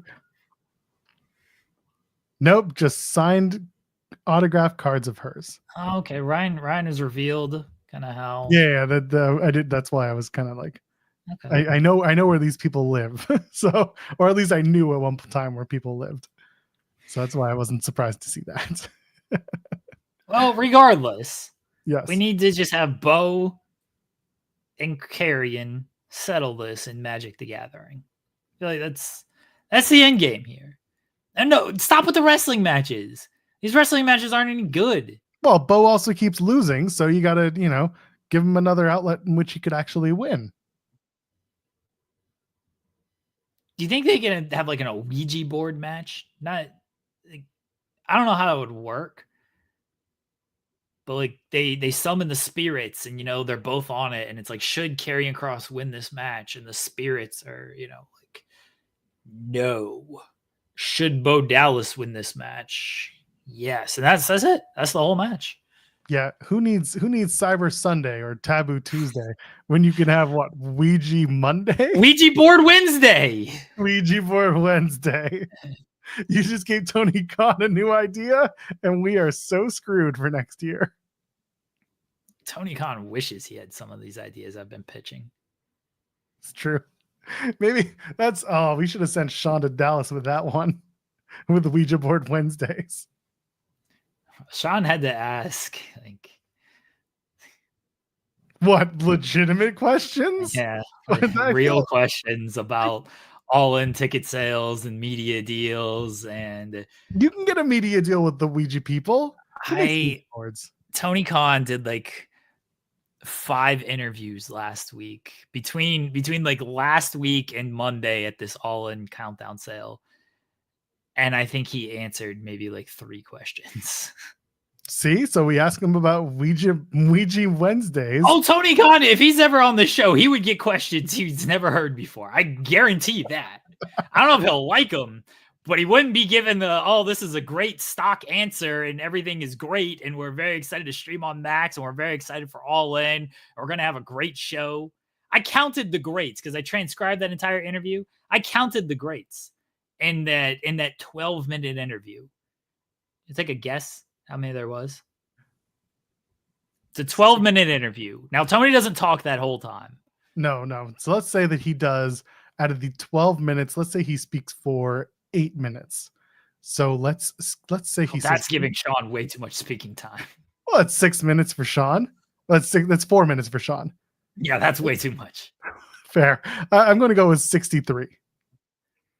You're a little high actually. Okay. Is he in the 40s? In the 40s. In the 46? 43.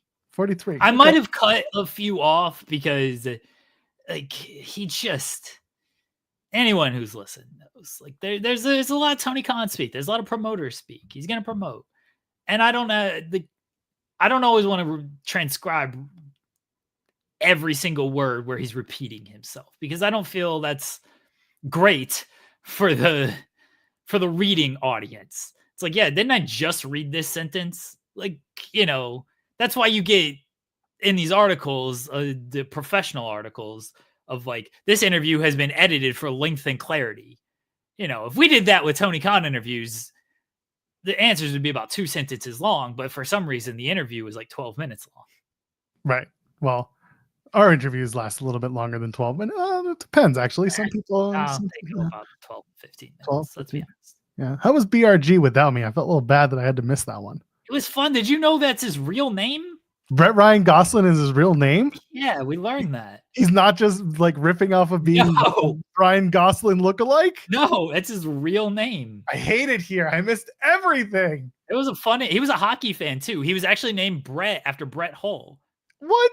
What did I miss? You decided to run from the grind for a very fun interview. Shit. Well, this one will be extra fun. Okay. How about that? If our guest is ready, he can give us a thumbs up. This is what we do on live television, radio, audio, podcast, streaming. Anyway, please welcome now, part of Headlocked Comics, Michael Kingston joins us this morning. Good morning. Hey guys, how's it going? Doing well. How are you? Exhausted as always, but getting through it.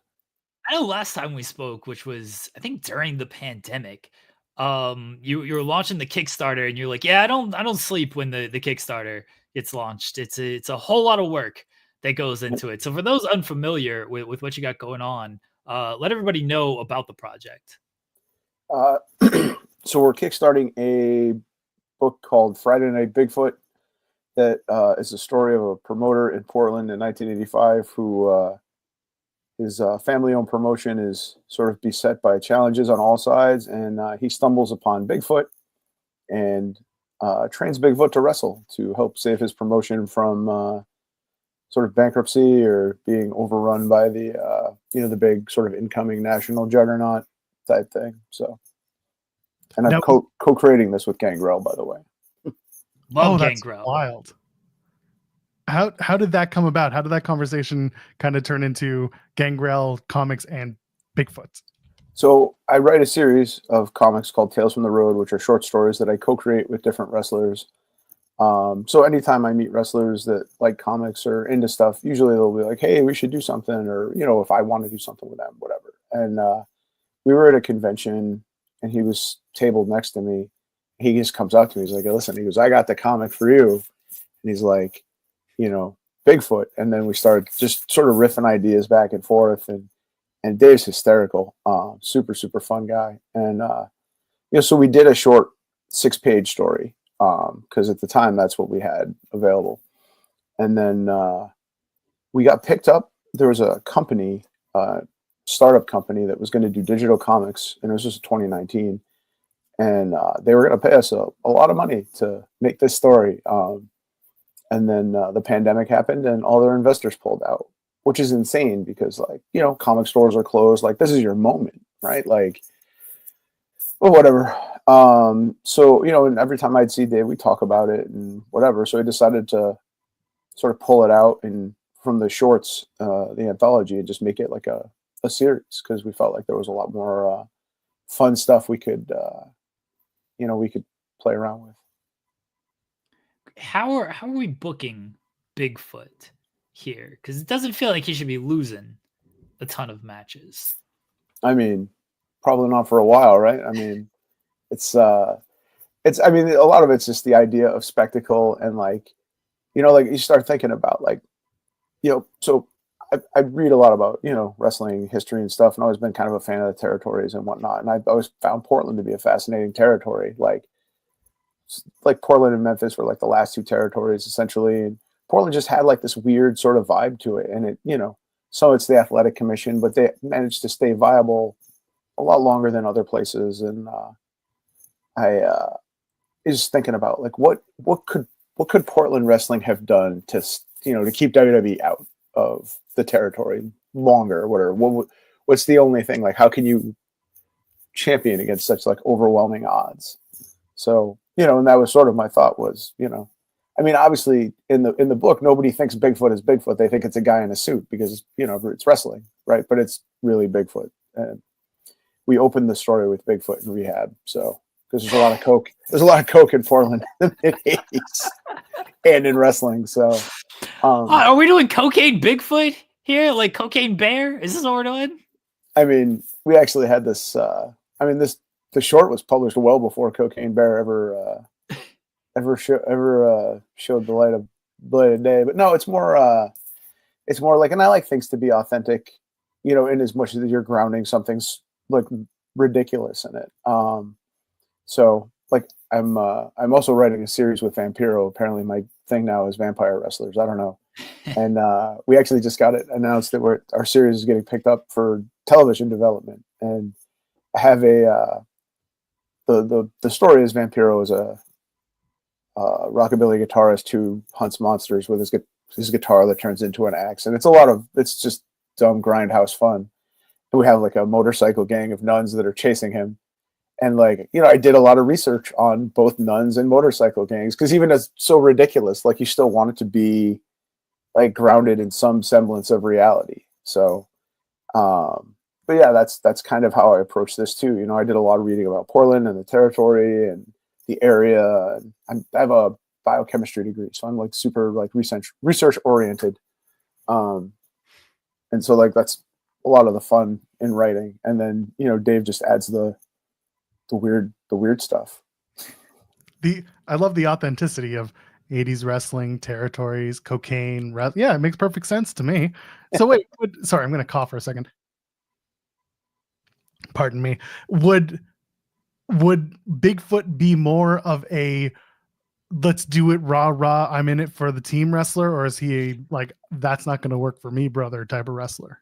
Well, I mean, it starts out obviously. I think Bigfoot has a reason for agreeing to do it, and then I think like anything, I think stardom might go to his head. He's just out in the woods by himself, and now all of a sudden all these people sort of adore him, and is he going to take that well? I don't know. History would indicate not. Has there been, you've worked with a lot of different wrestlers. You mentioned the Tales from the Road series. Has there ever been, wrestlers are obviously very creative people. Ever been an idea of like, but in wrestling only gives you so much of a medium. Like you can do a lot of things with wrestling. You can make wrestling kind of anything you want it to be, but you can't have Bigfoot wrestle on cocaine in wrestling. I guess you could, but we haven't seen it yet. There been an idea where you're like, even I don't know about this one. Like this is a little too, I don't know if we can pull this one off.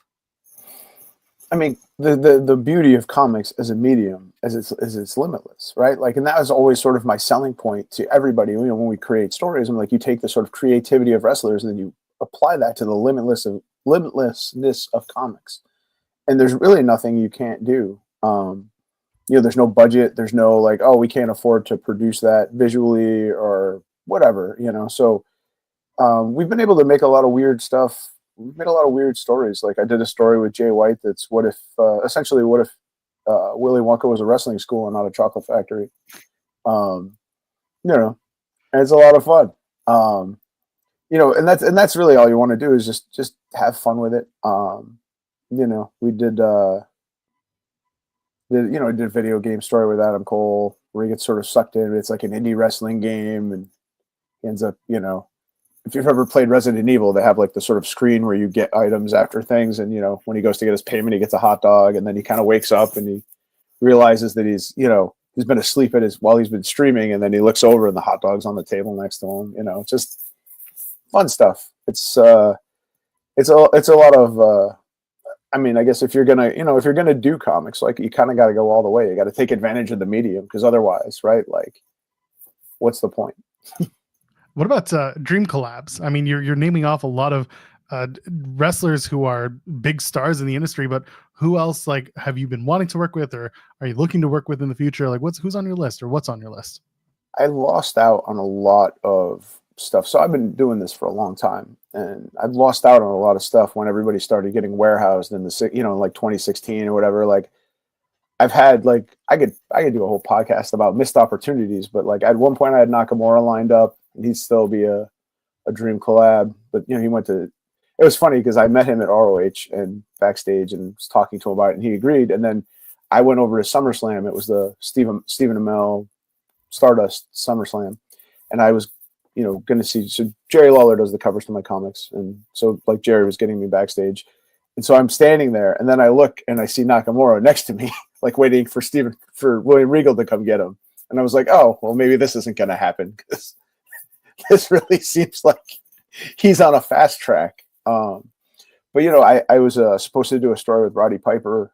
We had talked about it at San Diego, and then we were going to put it together that next month at a show in Stockton that we were both at. And he died 6 days before the show. Ultimate Warrior was supposed to paint a cover for my comic at one point. Obviously, he passed. There was a period of time where I was like, I don't think I should work with legends anymore. Because shit. But yeah, I'd love to do something with Paul Heyman. I've met him a few times. He's a very seductive individual, which is just, I don't know. He might be the devil. I don't know. It was amazing. I met him at San Diego Comic-Con one year, and he was with Samoa Joe, and I knew Joe. Joe and I have collaborated on a bunch of stuff. And so Joe introduced me to him, and he just, you know, I'm a big wrestling fan, so of course it's super cool to meet Paul Heyman. And he shakes my hand, and he just, you know, the pleasure is all mine. And it's such a rote thing to say, but like the way he delivered it was so seductive. I was like, shit, this guy might be the devil. Like, it was amazing. And every time I've seen it was like I didn't see him for like 5 or 6 years, and he totally remembered who I was. Like after one night we were in San Diego together. Like, I was just like, wow. Now I understand why guys are like running through walls for this dude. I mean, it's but yeah, Paul Heyman's up there. I lost out on Shayna Baszler, Kevin Owens, like all these people that got signed in 2016 that I knew from the indies or whatever that wanted to do stuff. I'm just one guy, right? Like I work a full-time job still, and I do about 30 conventions a year on the weekends, and I'm in the middle of 7 different projects. So when I met you, when we met before, I didn't sleep, and now I really don't sleep. I was just at GalaxyCon Columbus, and I slept 6 hours in 3 days. So it was it's a heavy time of the year. I manage a fleet of truck drivers, so it's a heavy time of the year for that with the holidays, and then I've got this Kickstarter going, and then obviously GalaxyCon had 1,000 wrestlers, and I was there with Jerry. Whatever it was, so yeah, I didn't sleep, but yeah, I don't know. There's tons of guys. It's more about the story than the talent, I guess.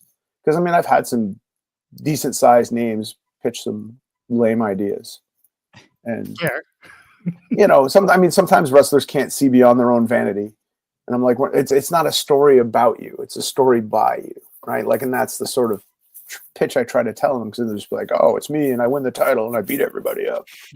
So you've worked with Hardcore Holly. Yes. Well, and it's funny that's attributed to Hardcore Holly, because every wrestler I've ever met that's ever told me about a program they were pitching all ends with, and then I win the title. Yeah. And then I beat everybody. That's the thing is, so you mentioned you mentioned, working with Vampiro and working with Gangrel, and like they're vampire characters and everything, but everything you're working on with them is not to that medium. And I think that's a really good point that you make, is that they're not just out here putting themselves over in comic form. Like there's a different story at hand. And I think that is what makes this so unique. And Vamp's in love with the book. Like, he's been fun. He's super fun to collaborate with. And he actually got his hair cut like the character, which I think is awesome. We just did a tour of comic book stores in LA, did some signings and stuff, but he's all in on it. And it's just, the book's a very fun, like, sort of grindhousey thing. And then I write Headlocked, which is like a super, like, wrestling drama. Like, it's all wrestling about a kid working his way through the wrestling business. And then we do Tales from the Road and whatever. I've got a bunch of other stuff lined up that I can't talk about yet, but it's you try to hit a little of everything, but the good thing, I guess, about what I do is you don't hit the crazies, because I'm not making branded content. Like, I get to jam with these guys creatively, which is super, super fulfilling, but I'm not making AEW or WWE content. So you kind of miss that subsection of fans that are less than enjoyable to deal with. I was going to ask about GalaxyCon and your experience there, and maybe how it differed from other conventions, because AEW did have such a presence there in running, a Collision show. I mean, honestly, I don't think it made that much of a difference. Okay. I mean, it brings, so before they announced AEW, they had Lawler, Foley, the Steiners, Trish, Lita, Sting. They were all announced ahead of time. So, I mean, they're already pulling in a ton of wrestling fans. And then, there's only so many tickets that you can sell. So, I mean, I think a lot of the people that were there, and that's part of, I think, why it happened the way it happened, because they were running Columbus concurrently against GalaxyCon, and I think they both realized it was smarter to have them together.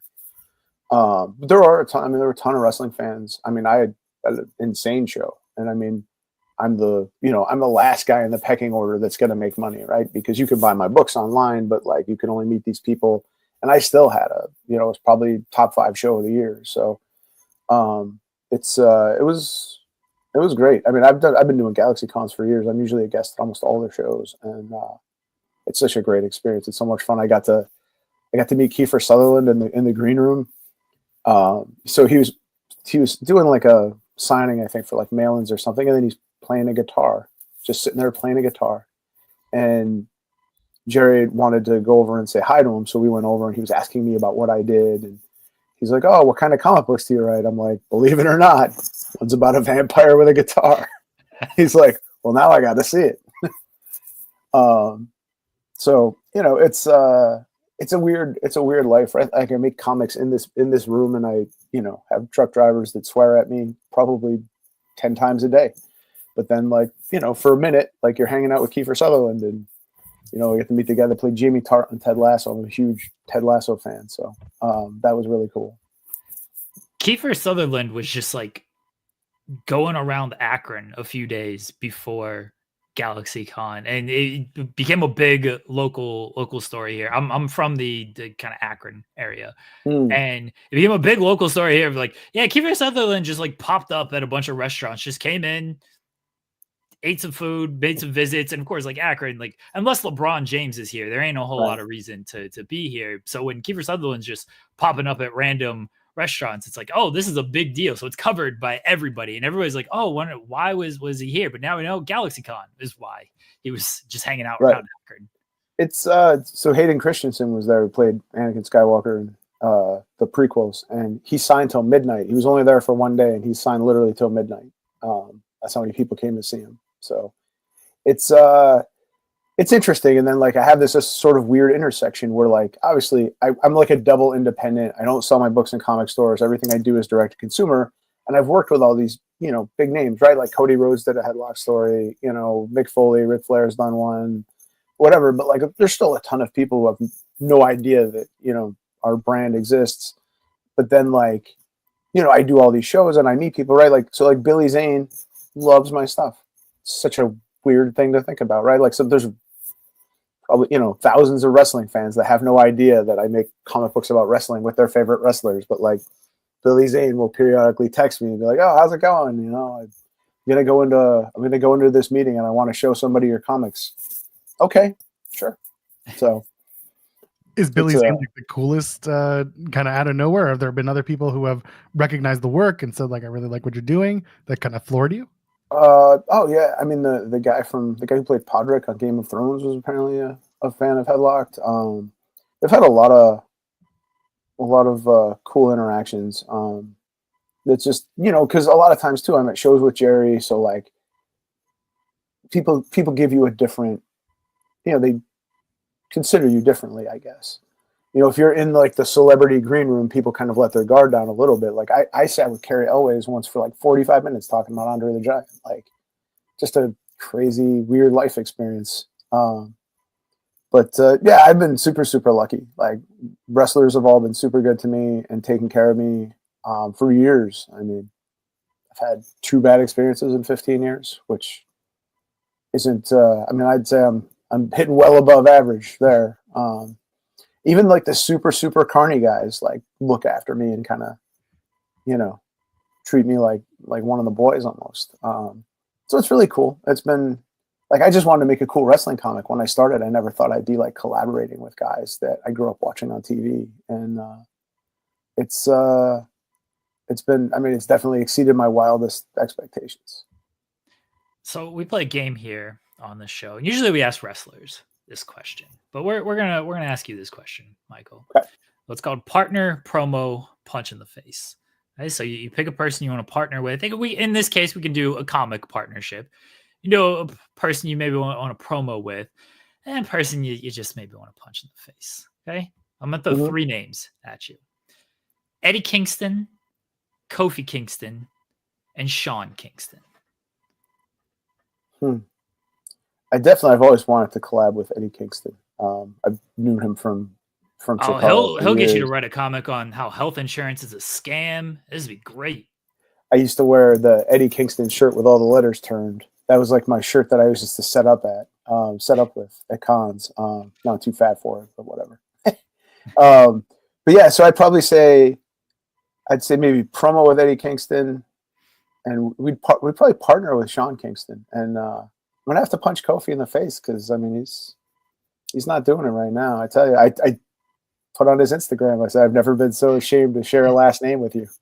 Oh no, Jeremy's gonna be upset about this. We just spent 20 minutes, Jeremy defending. I don't think they were wrong. I'm sorry. I thought they made some points.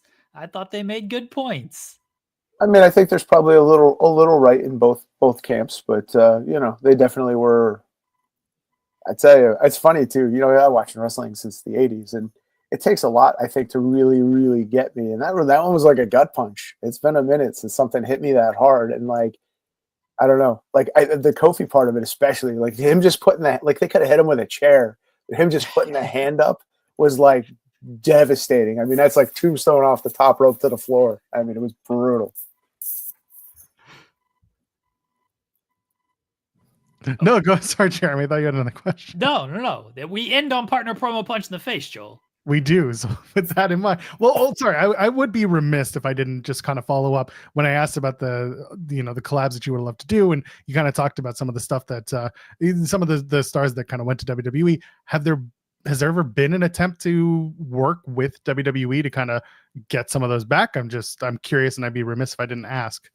I mean, I've done some stories with guys that are under contract that just don't give a shit, and I'm under the radar enough there was a nice little period where they didn't really give NXT too much trouble. So like I'd done one with Mustafa Ali when he was in NXT. Ziggler.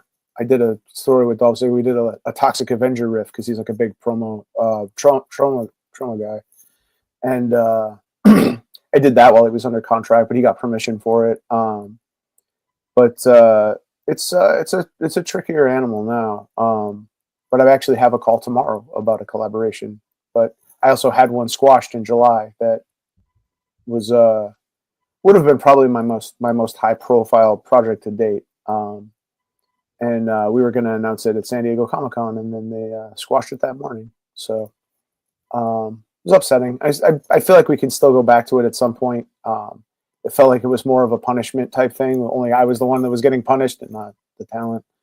But I actually have a call tomorrow with someone about a charity project who is featured prominently on television. So I'd always loved that. I mean, I always wanted to do a Hurricane book just because like Shane Helms is like one of my better friends now, and it was cool because like he was one of my favorites when I was watching wrestling because he was a comic book guy, right? Like the superhero and whatever. And now he did one of my favorite stories. We'd have one of our favorite collaborations, and now we're like boys, and that's super dope. But yeah, I'm always throwing just shit at the wall all the time because you have to, right? Because like somebody can make like a small change, like WWE or AEW can just make a small change that doesn't, they don't know me or whatever, and then all of a sudden it just turns my entire world upside down, right? Like the 2016 desire to warehouse everything, and then the whole Kevin Steen action figure, like nobody can license anything or whatever, like that was a problem for a minute, and and I'm just over here just trying to make books, and I don't think anything I do would sort of cost anybody money because nobody's doing what I do, and I don't think they would do what I do. So it's not necessarily competition, but sometimes they just got to play hard. Well, if you want to go hard, you can go support Friday Night Bigfoot. You guys just hit your Kickstarter goal, did you not? We did. And the goal is obviously the goal, but I mean, for me, I look at it as a pre-order because I don't sell my books in comic book stores. I do, I sell them at wrestling shows, I sell them at Comic-Cons and whatever. So like, or off my website. So like, this is our best opportunity to sort of get stuff into people's hands. And we try to make sure that we really take care of the people who help us when we need it the most. Because there's people like, I'll get you at the next show. And I get it. I appreciate everybody that supports us, but like comics are super expensive to make, right? Like, I mean, the Young Bucks made BT on their phone, probably for free, right? Like, and I have to, every page of art is several $100s. So, if I'm doing this is a 36-page book, but if I'm doing a trade, like a Tales from the Road trade, and it's 120 pages, that's a lot of money just in art before you print it, before you ship it, before you pay out royalties or any of that other stuff. So it's a tricky deal, but I mean, I love making comics and it's changed my whole life, and that's all I really want to do. So, you could tell me I could write for WWE, and I don't think I would ever do it. I don't think I would write for Marvel or any of that stuff. Like I want to do what I'm doing, and I want to do it as long as people will allow me to do it. Well, as long as you can do it, you can be supporting Headlocked Comics. Tell them where they can find everything that you guys are up to and how they can support. All of our Kickstarter stuff is on. If you go to Kickstarter.com and if you just Google Friday Night, you'll get Friday Night Bigfoot, or search Friday Night Bigfoot. We have links on all our social media. All of our social media is Headlocked Comic. And I will say, if you're not into like reading, we do have one of the coolest shirts I think we've ever made in 15 years. We have it's sort of the Bigfoot walking thing, but he's dragging a steel chair, and it says kayfabe underneath it. It's really dope, and I think you owe it to yourself to at least check that out. Even if you're not a comic book guy or reader, the shirt's worth the price of admission. Let's see if hold on. I want to get this. I just saw it. I want to show it to our people while we got you here, and your socials as well. You want to tell them where they can find you if you're on socials? Everything for me is Headlock Comic. I don't have personal socials. So gotcha. So go do that. I can't bring this up because it's an AVIF file. So after you're gone, I will convert it and I will get them to see it because they need to see this shirt. It's very fun. So go check that out. Michael, thank you so much for joining us this morning. Really appreciate your time. Yeah, thank you so much for having me on, man. I always appreciate it. I know, I do like weird, obscure stuff, so it's always cool to get a chance to sort of broadcast that out to the world.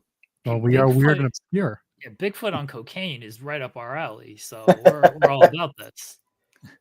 And I would say too, Vampiro #3 is coming out in 2 weeks. And I would just say that we just with the TV announcement, like in comic stores, generally like 2, 3, 4 are really ordered very low. So you might do yourself a favor because I'm assuming that #2 is probably going to be our lowest. It's in stores now. It's going to be our lowest ordered book, and maybe you make yourself a little money.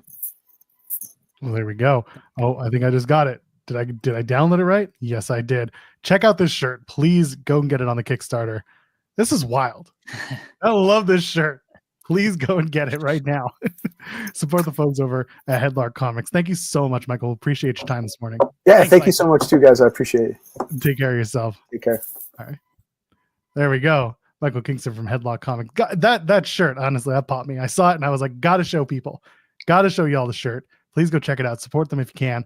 Yeah, good stuff. Cocaine Bigfoot.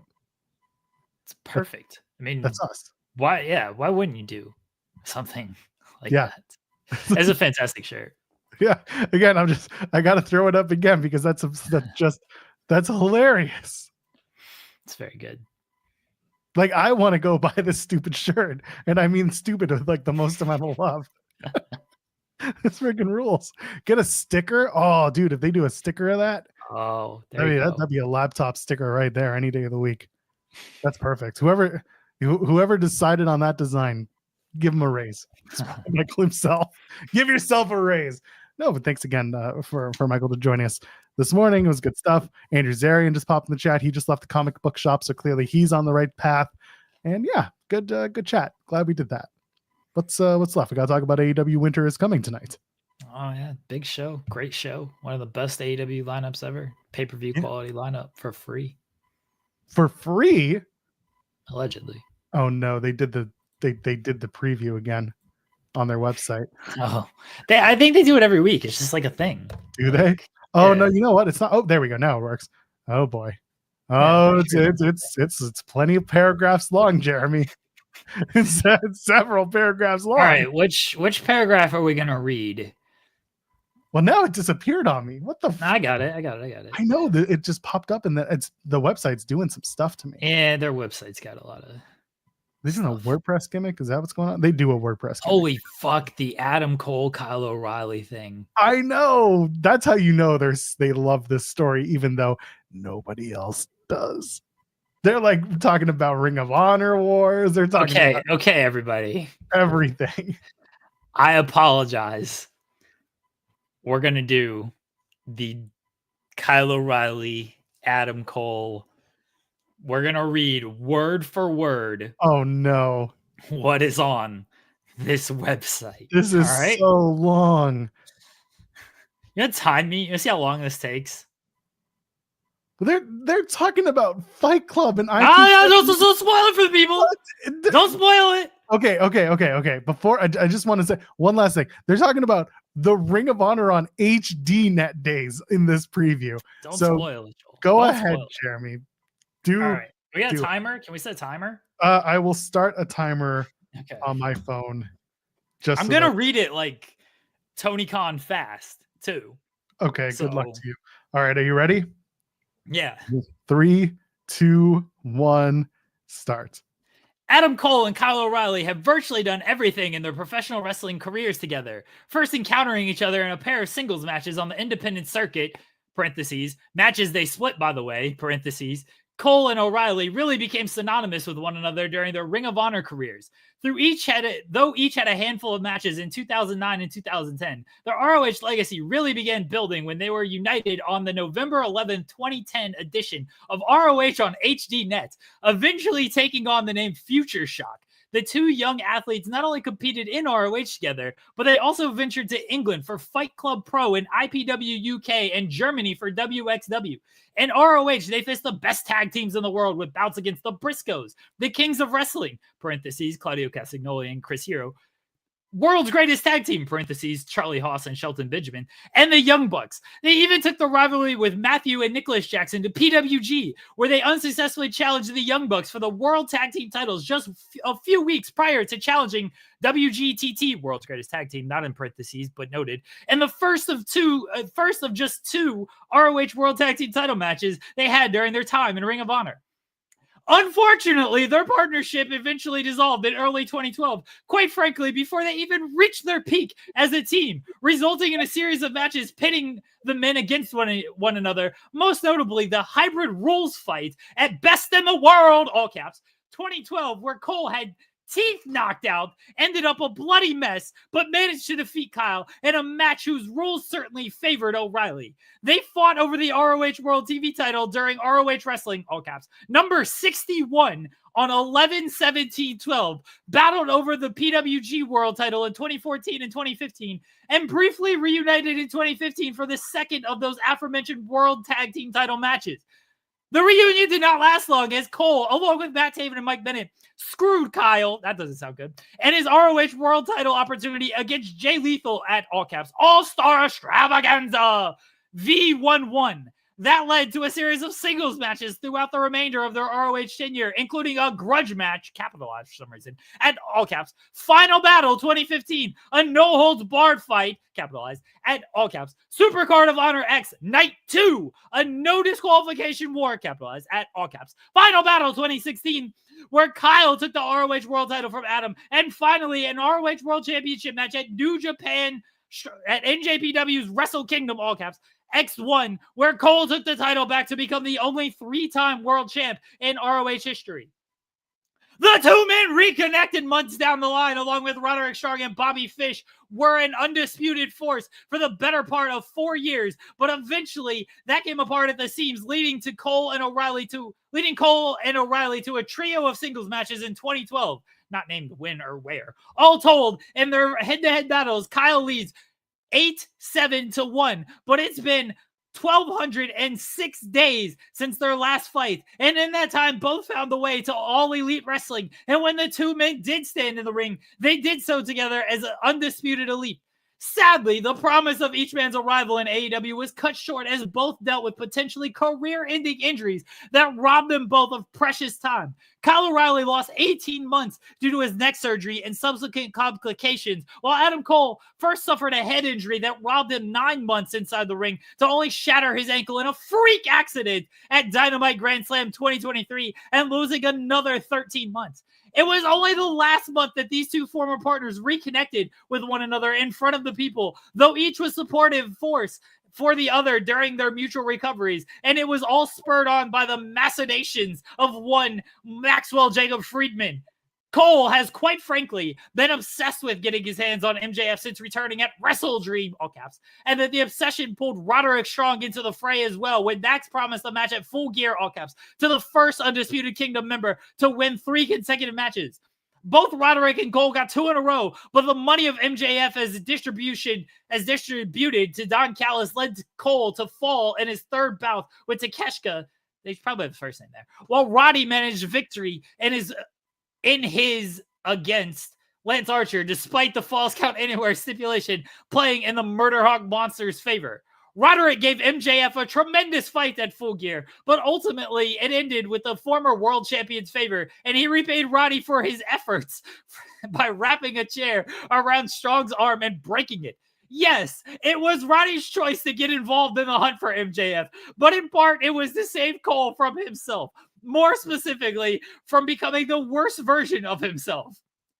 Ernest Hemingway once wrote, "Being against evil doesn't make you good. Tonight I was against it, and then I was evil myself. I could feel it coming just like a tide. I just want to destroy them. But when you start taking pleasure in it, you are awfully close to the thing you're fighting."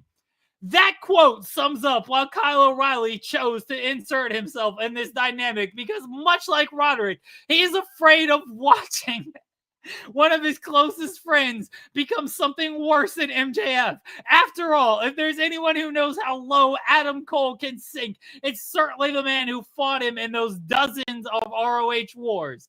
It's also why, when the only route for Cole to take to get to MJF was the Dynamite Does It Battle Royale. Both men entered into the mix and fought so hard to be the last two men standing.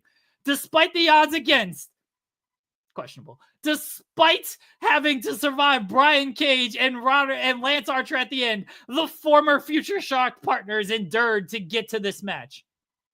Now, only one thing remains in order for MJF to get what's coming to him at World's End 2024. Kyle O'Reilly and Adam Cole going into battle with each other for the first time since August 20th, 2021, with the right to fight MJF over the Dynamite Diamond Ring at stake.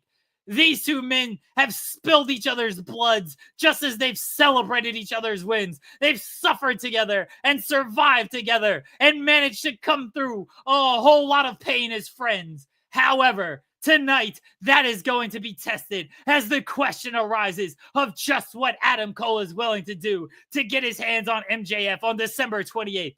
We saw Cole's machinations and manipulations a year ago when it was only MJF getting hurt. Will he be willing to do the same to Kyle O'Reilly if that's what it takes to get to Max? First note, machinations, not machinations. Second note, who wrote this? And how much did they get paid?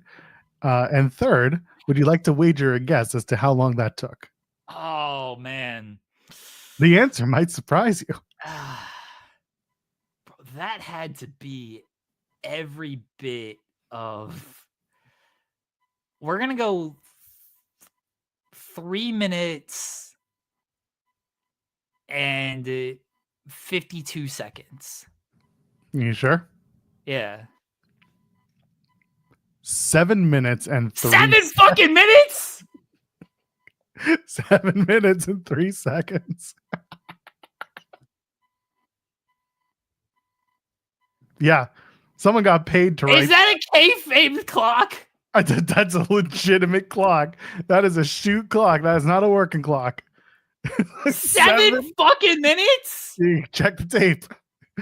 When we're done, you can check the tape. Even I was watching the clock being like, seriously, huh? I'm gonna make 7 shorts out of this. You're gonna have to watch them in succession. Every paragraph is 1 minute. Every paragraph. Is there 7 paragraphs? Hold on. This whole thing was the main event is equally absurd. 3, 4, 5, 6, 7. It was 8 paragraphs. So I can break each paragraph into a short because that'll cut off a little bit of time. Also, whoever wrote these didn't realize that if you do a number and like a hashtag, it then thinks that you're linking to something. So yeah, I was gonna click that. I was like, oh, did they send like a link to like watch on so ROH on Honor Club? I thought they would too, but then I clicked it and no, it's just we can't find this page. Yeah, it literally goes to the link is like it's like hashtag 61. Yeah, yeah. That rolls. AllEliteWrestling.com/blogs/hashtags/61, which is the same thing that happens if you go down and you look at the main event where they talk about #1 contenderships. And let's click on that new tab. Blog #1. No, still doesn't work. You think they should have some sort of funny little addition, but they don't know what the hashtags are doing that. There's another, not how many paragraph? 1, 2, 3, 4, 5, 6, 7 paragraph main event spiel. You know that the Cole and O'Reilly thing would have been so much longer if they acknowledged WWE and NXT. And like they did, but they breezed by it, right? Right. It was 1 paragraph where they dedicated it wasn't even. It was 2 paragraphs to ROH. Yeah, like they said, the 2 men reconnected months down the line, and with Roderick Strong and Bobby Fish were an undisputed force for the better part of 4 years. But ultimately, that came a part of the scenes leading to Cole and O'Reilly. It wasn't even a paragraph. It was like 3 sentences. It's like 3 sentences. They talk about a trio of matches in 2021, which was what led Adam Cole to finishing up and then going over to AEW. Imagine if they just acknowledge it. And then on the December 12th episode of NXT, going head-to-head against this episode of AEW Dynamite, Adam Cole and Kyle O'Reilly was in the main event. Oh, they could have turned this thing into 13 paragraphs. I love that they threw an Ernest fucking Hemingway quote what was that? in the middle of this thing. I love it. Like even Senior Nerd was like, "Oh, we're quoting Ernest Hemingway up in this bitch." Like, somebody thought that was so I don't even know. Someone thought this was a good idea, but I guess listen, we're trying to raise the discourse here. No more toxic wrestling fandom. That's what we know. But my God, gone are the days where you could just tell a story in a paragraph on this wrestling show. I'm gonna get to the bottom of this. Is what they should do. You know what they should do? Instead of the video packages that they should have the video packages, but like it's reading of this as well. Someone narrates it with the video. The last thing that I want to hear is, so I got to go down to it, is unfortunately their partnership eventually erased in early 2012. Yeah, it's a 7-minute video package and with the whole history. With his dead dog voice. You want video packages? Here we go. Somebody spent time onto this. Like we gotta really spruce the main event was a 7-paragraph deal, and the Mina versus Mariah match is another 7 paragraphs. They got 1, 2, 3, 4, 5 out of the Blue League match with Gold League, Claudio and Will Ospreay. Like should we read all of those too? No. No. Yes. No, we should not. This is absolutely bonkers. Like, listen, if it's for you, great, enjoy the read. Like, it's not bad, it's not poorly written. I mean, it's not amazing, but like it's fine. But good God, I'm gonna find out who does these. I feel like I can get an answer. I'm sure you could. It's an intern. If it turns out to be Will, I'm gonna laugh so hard. I would laugh very hard. I don't know if it is, but I don't think so either. It would be very funny. The matches tonight for real, other than the Kyle O'Reilly and Adam Cole match, which, by the way, because I couldn't do this on Wednesday because I wasn't feeling great, when they did the announcement for that match, I almost wanted to post. You remember after they did their I think one of their blow-off matches in NXT, they did the backstage footage where they're both going to the hospital and they're both on the gurneys, and then they both start beating the shit out of each other while they're on the hospital gurneys. I almost reposted that, just being like, this feud in a nutshell. It's just that. Moxley and Pac take on Juice. Orange Cassidy and Jay White. I was saying Orange Juice because I was thinking about Juice Robinson, but obviously Juice is injured. Orange Cassidy and Jay White is a tag team taking on Moxley and Pac. That is I don't know if that's the main event, but it's certainly the match that they've mentioned as last on the preview. Continental Classic is going to be Brody. Someone's got to die in this match. Between Brody King and Ricochet, or the tag match I'm talking about? No, the tag match. Fair. Although you can argue between Brody King and Ricochet, someone might die. They got to kill somebody on this show. They tried to do it to Cassidy on Saturday, and then, they didn't try that. Like they were going to put Drano in his side. That's painful. People can die from ingesting that. You ever ingesting bleach is dangerous. They were going to do it to Orange Cassidy before FTR made the save finally. Someone was a bleach ingestation gimmick. Yeah, like how FTR is fine. Like, all right, fine. We talked about how much we love AEW. I guess we'll save this dude from getting Drano poured down his throat. It's a half-ass save too. They just like, hey, don't do that. It was very much like daytime after school. Like, can you not hit somebody? You got a pipe in your hand. Like, swing that bitch. Knock a head off or something. They were trying to pour bleach down this man's throat. Go after him.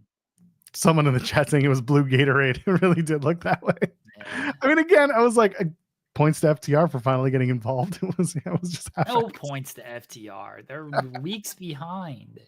Brody King and Ricochet in the Gold League, and also Will Ospreay and Claudio Castagnoli. 2 matches that are very different, but also very much looking forward to those. They'll be good wrestling matches. And the Women's World Championship, Mariah May, Mina Shirakawa.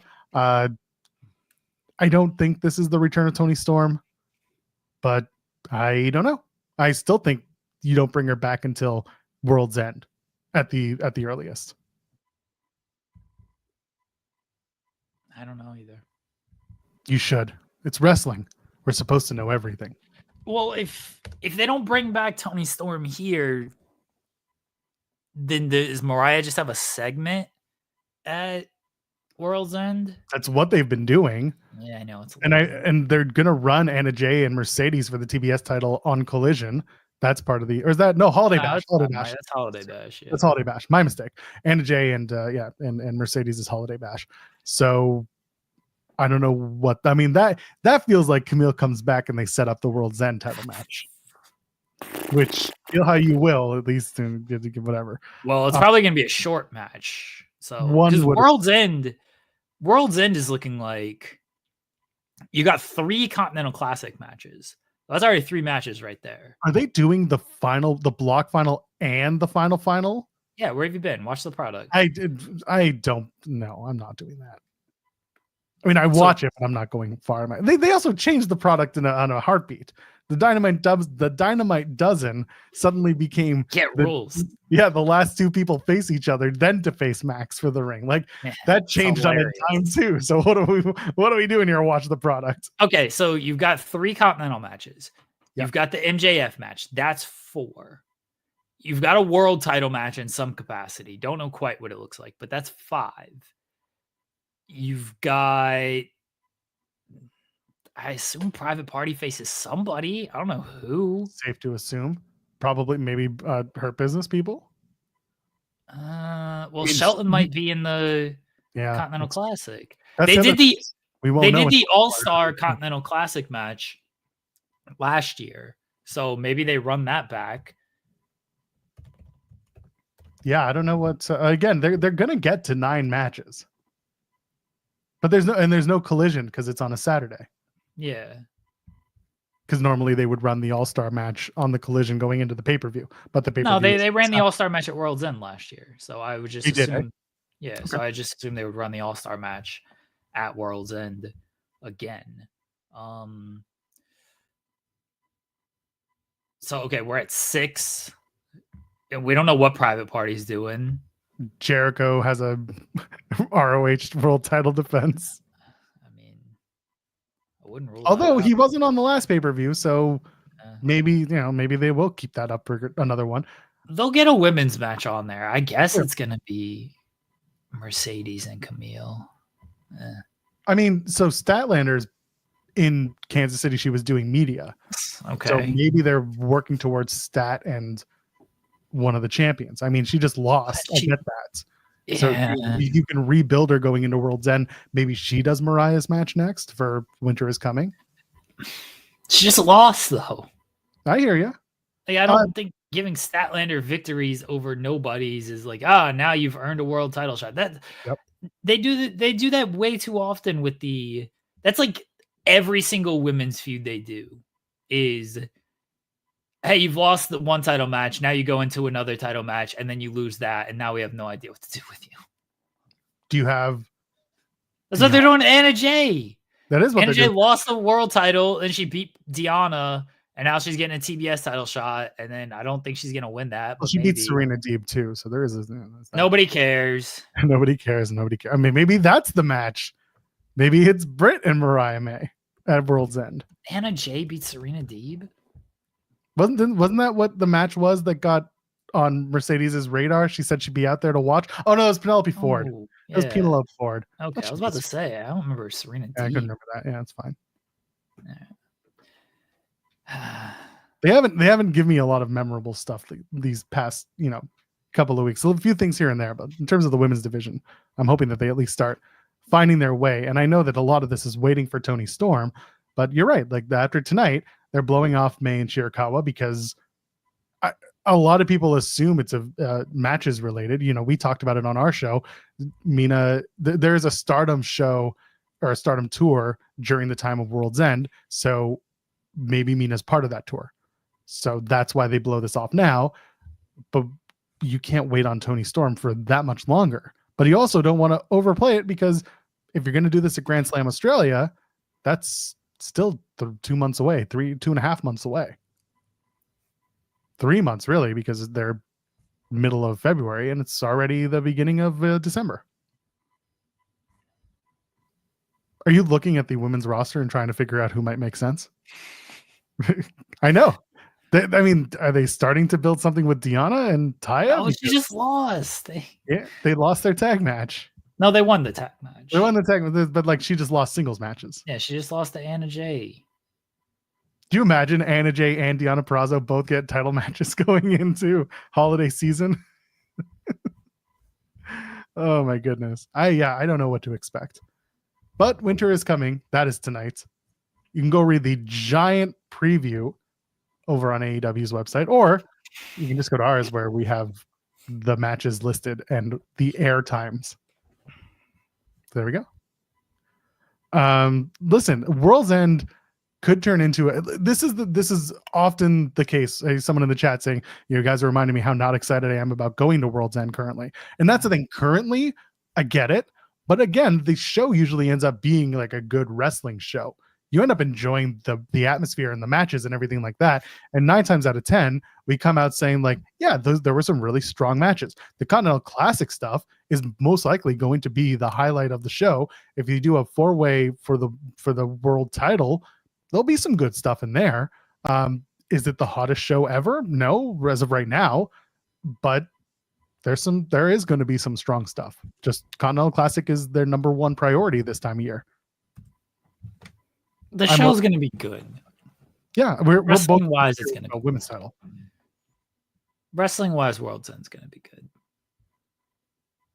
Yeah, typically is, and they got a couple of weeks to get there. Winter is coming is one of them, and then they got Holiday Bash, and then they've got the Massacre on 34th Street that they're going to be promoting. There's like they've done it again where they're doing a bunch of special Dynamites in a row, but they're not making them like super duper, you got to watch this particular show above all the others.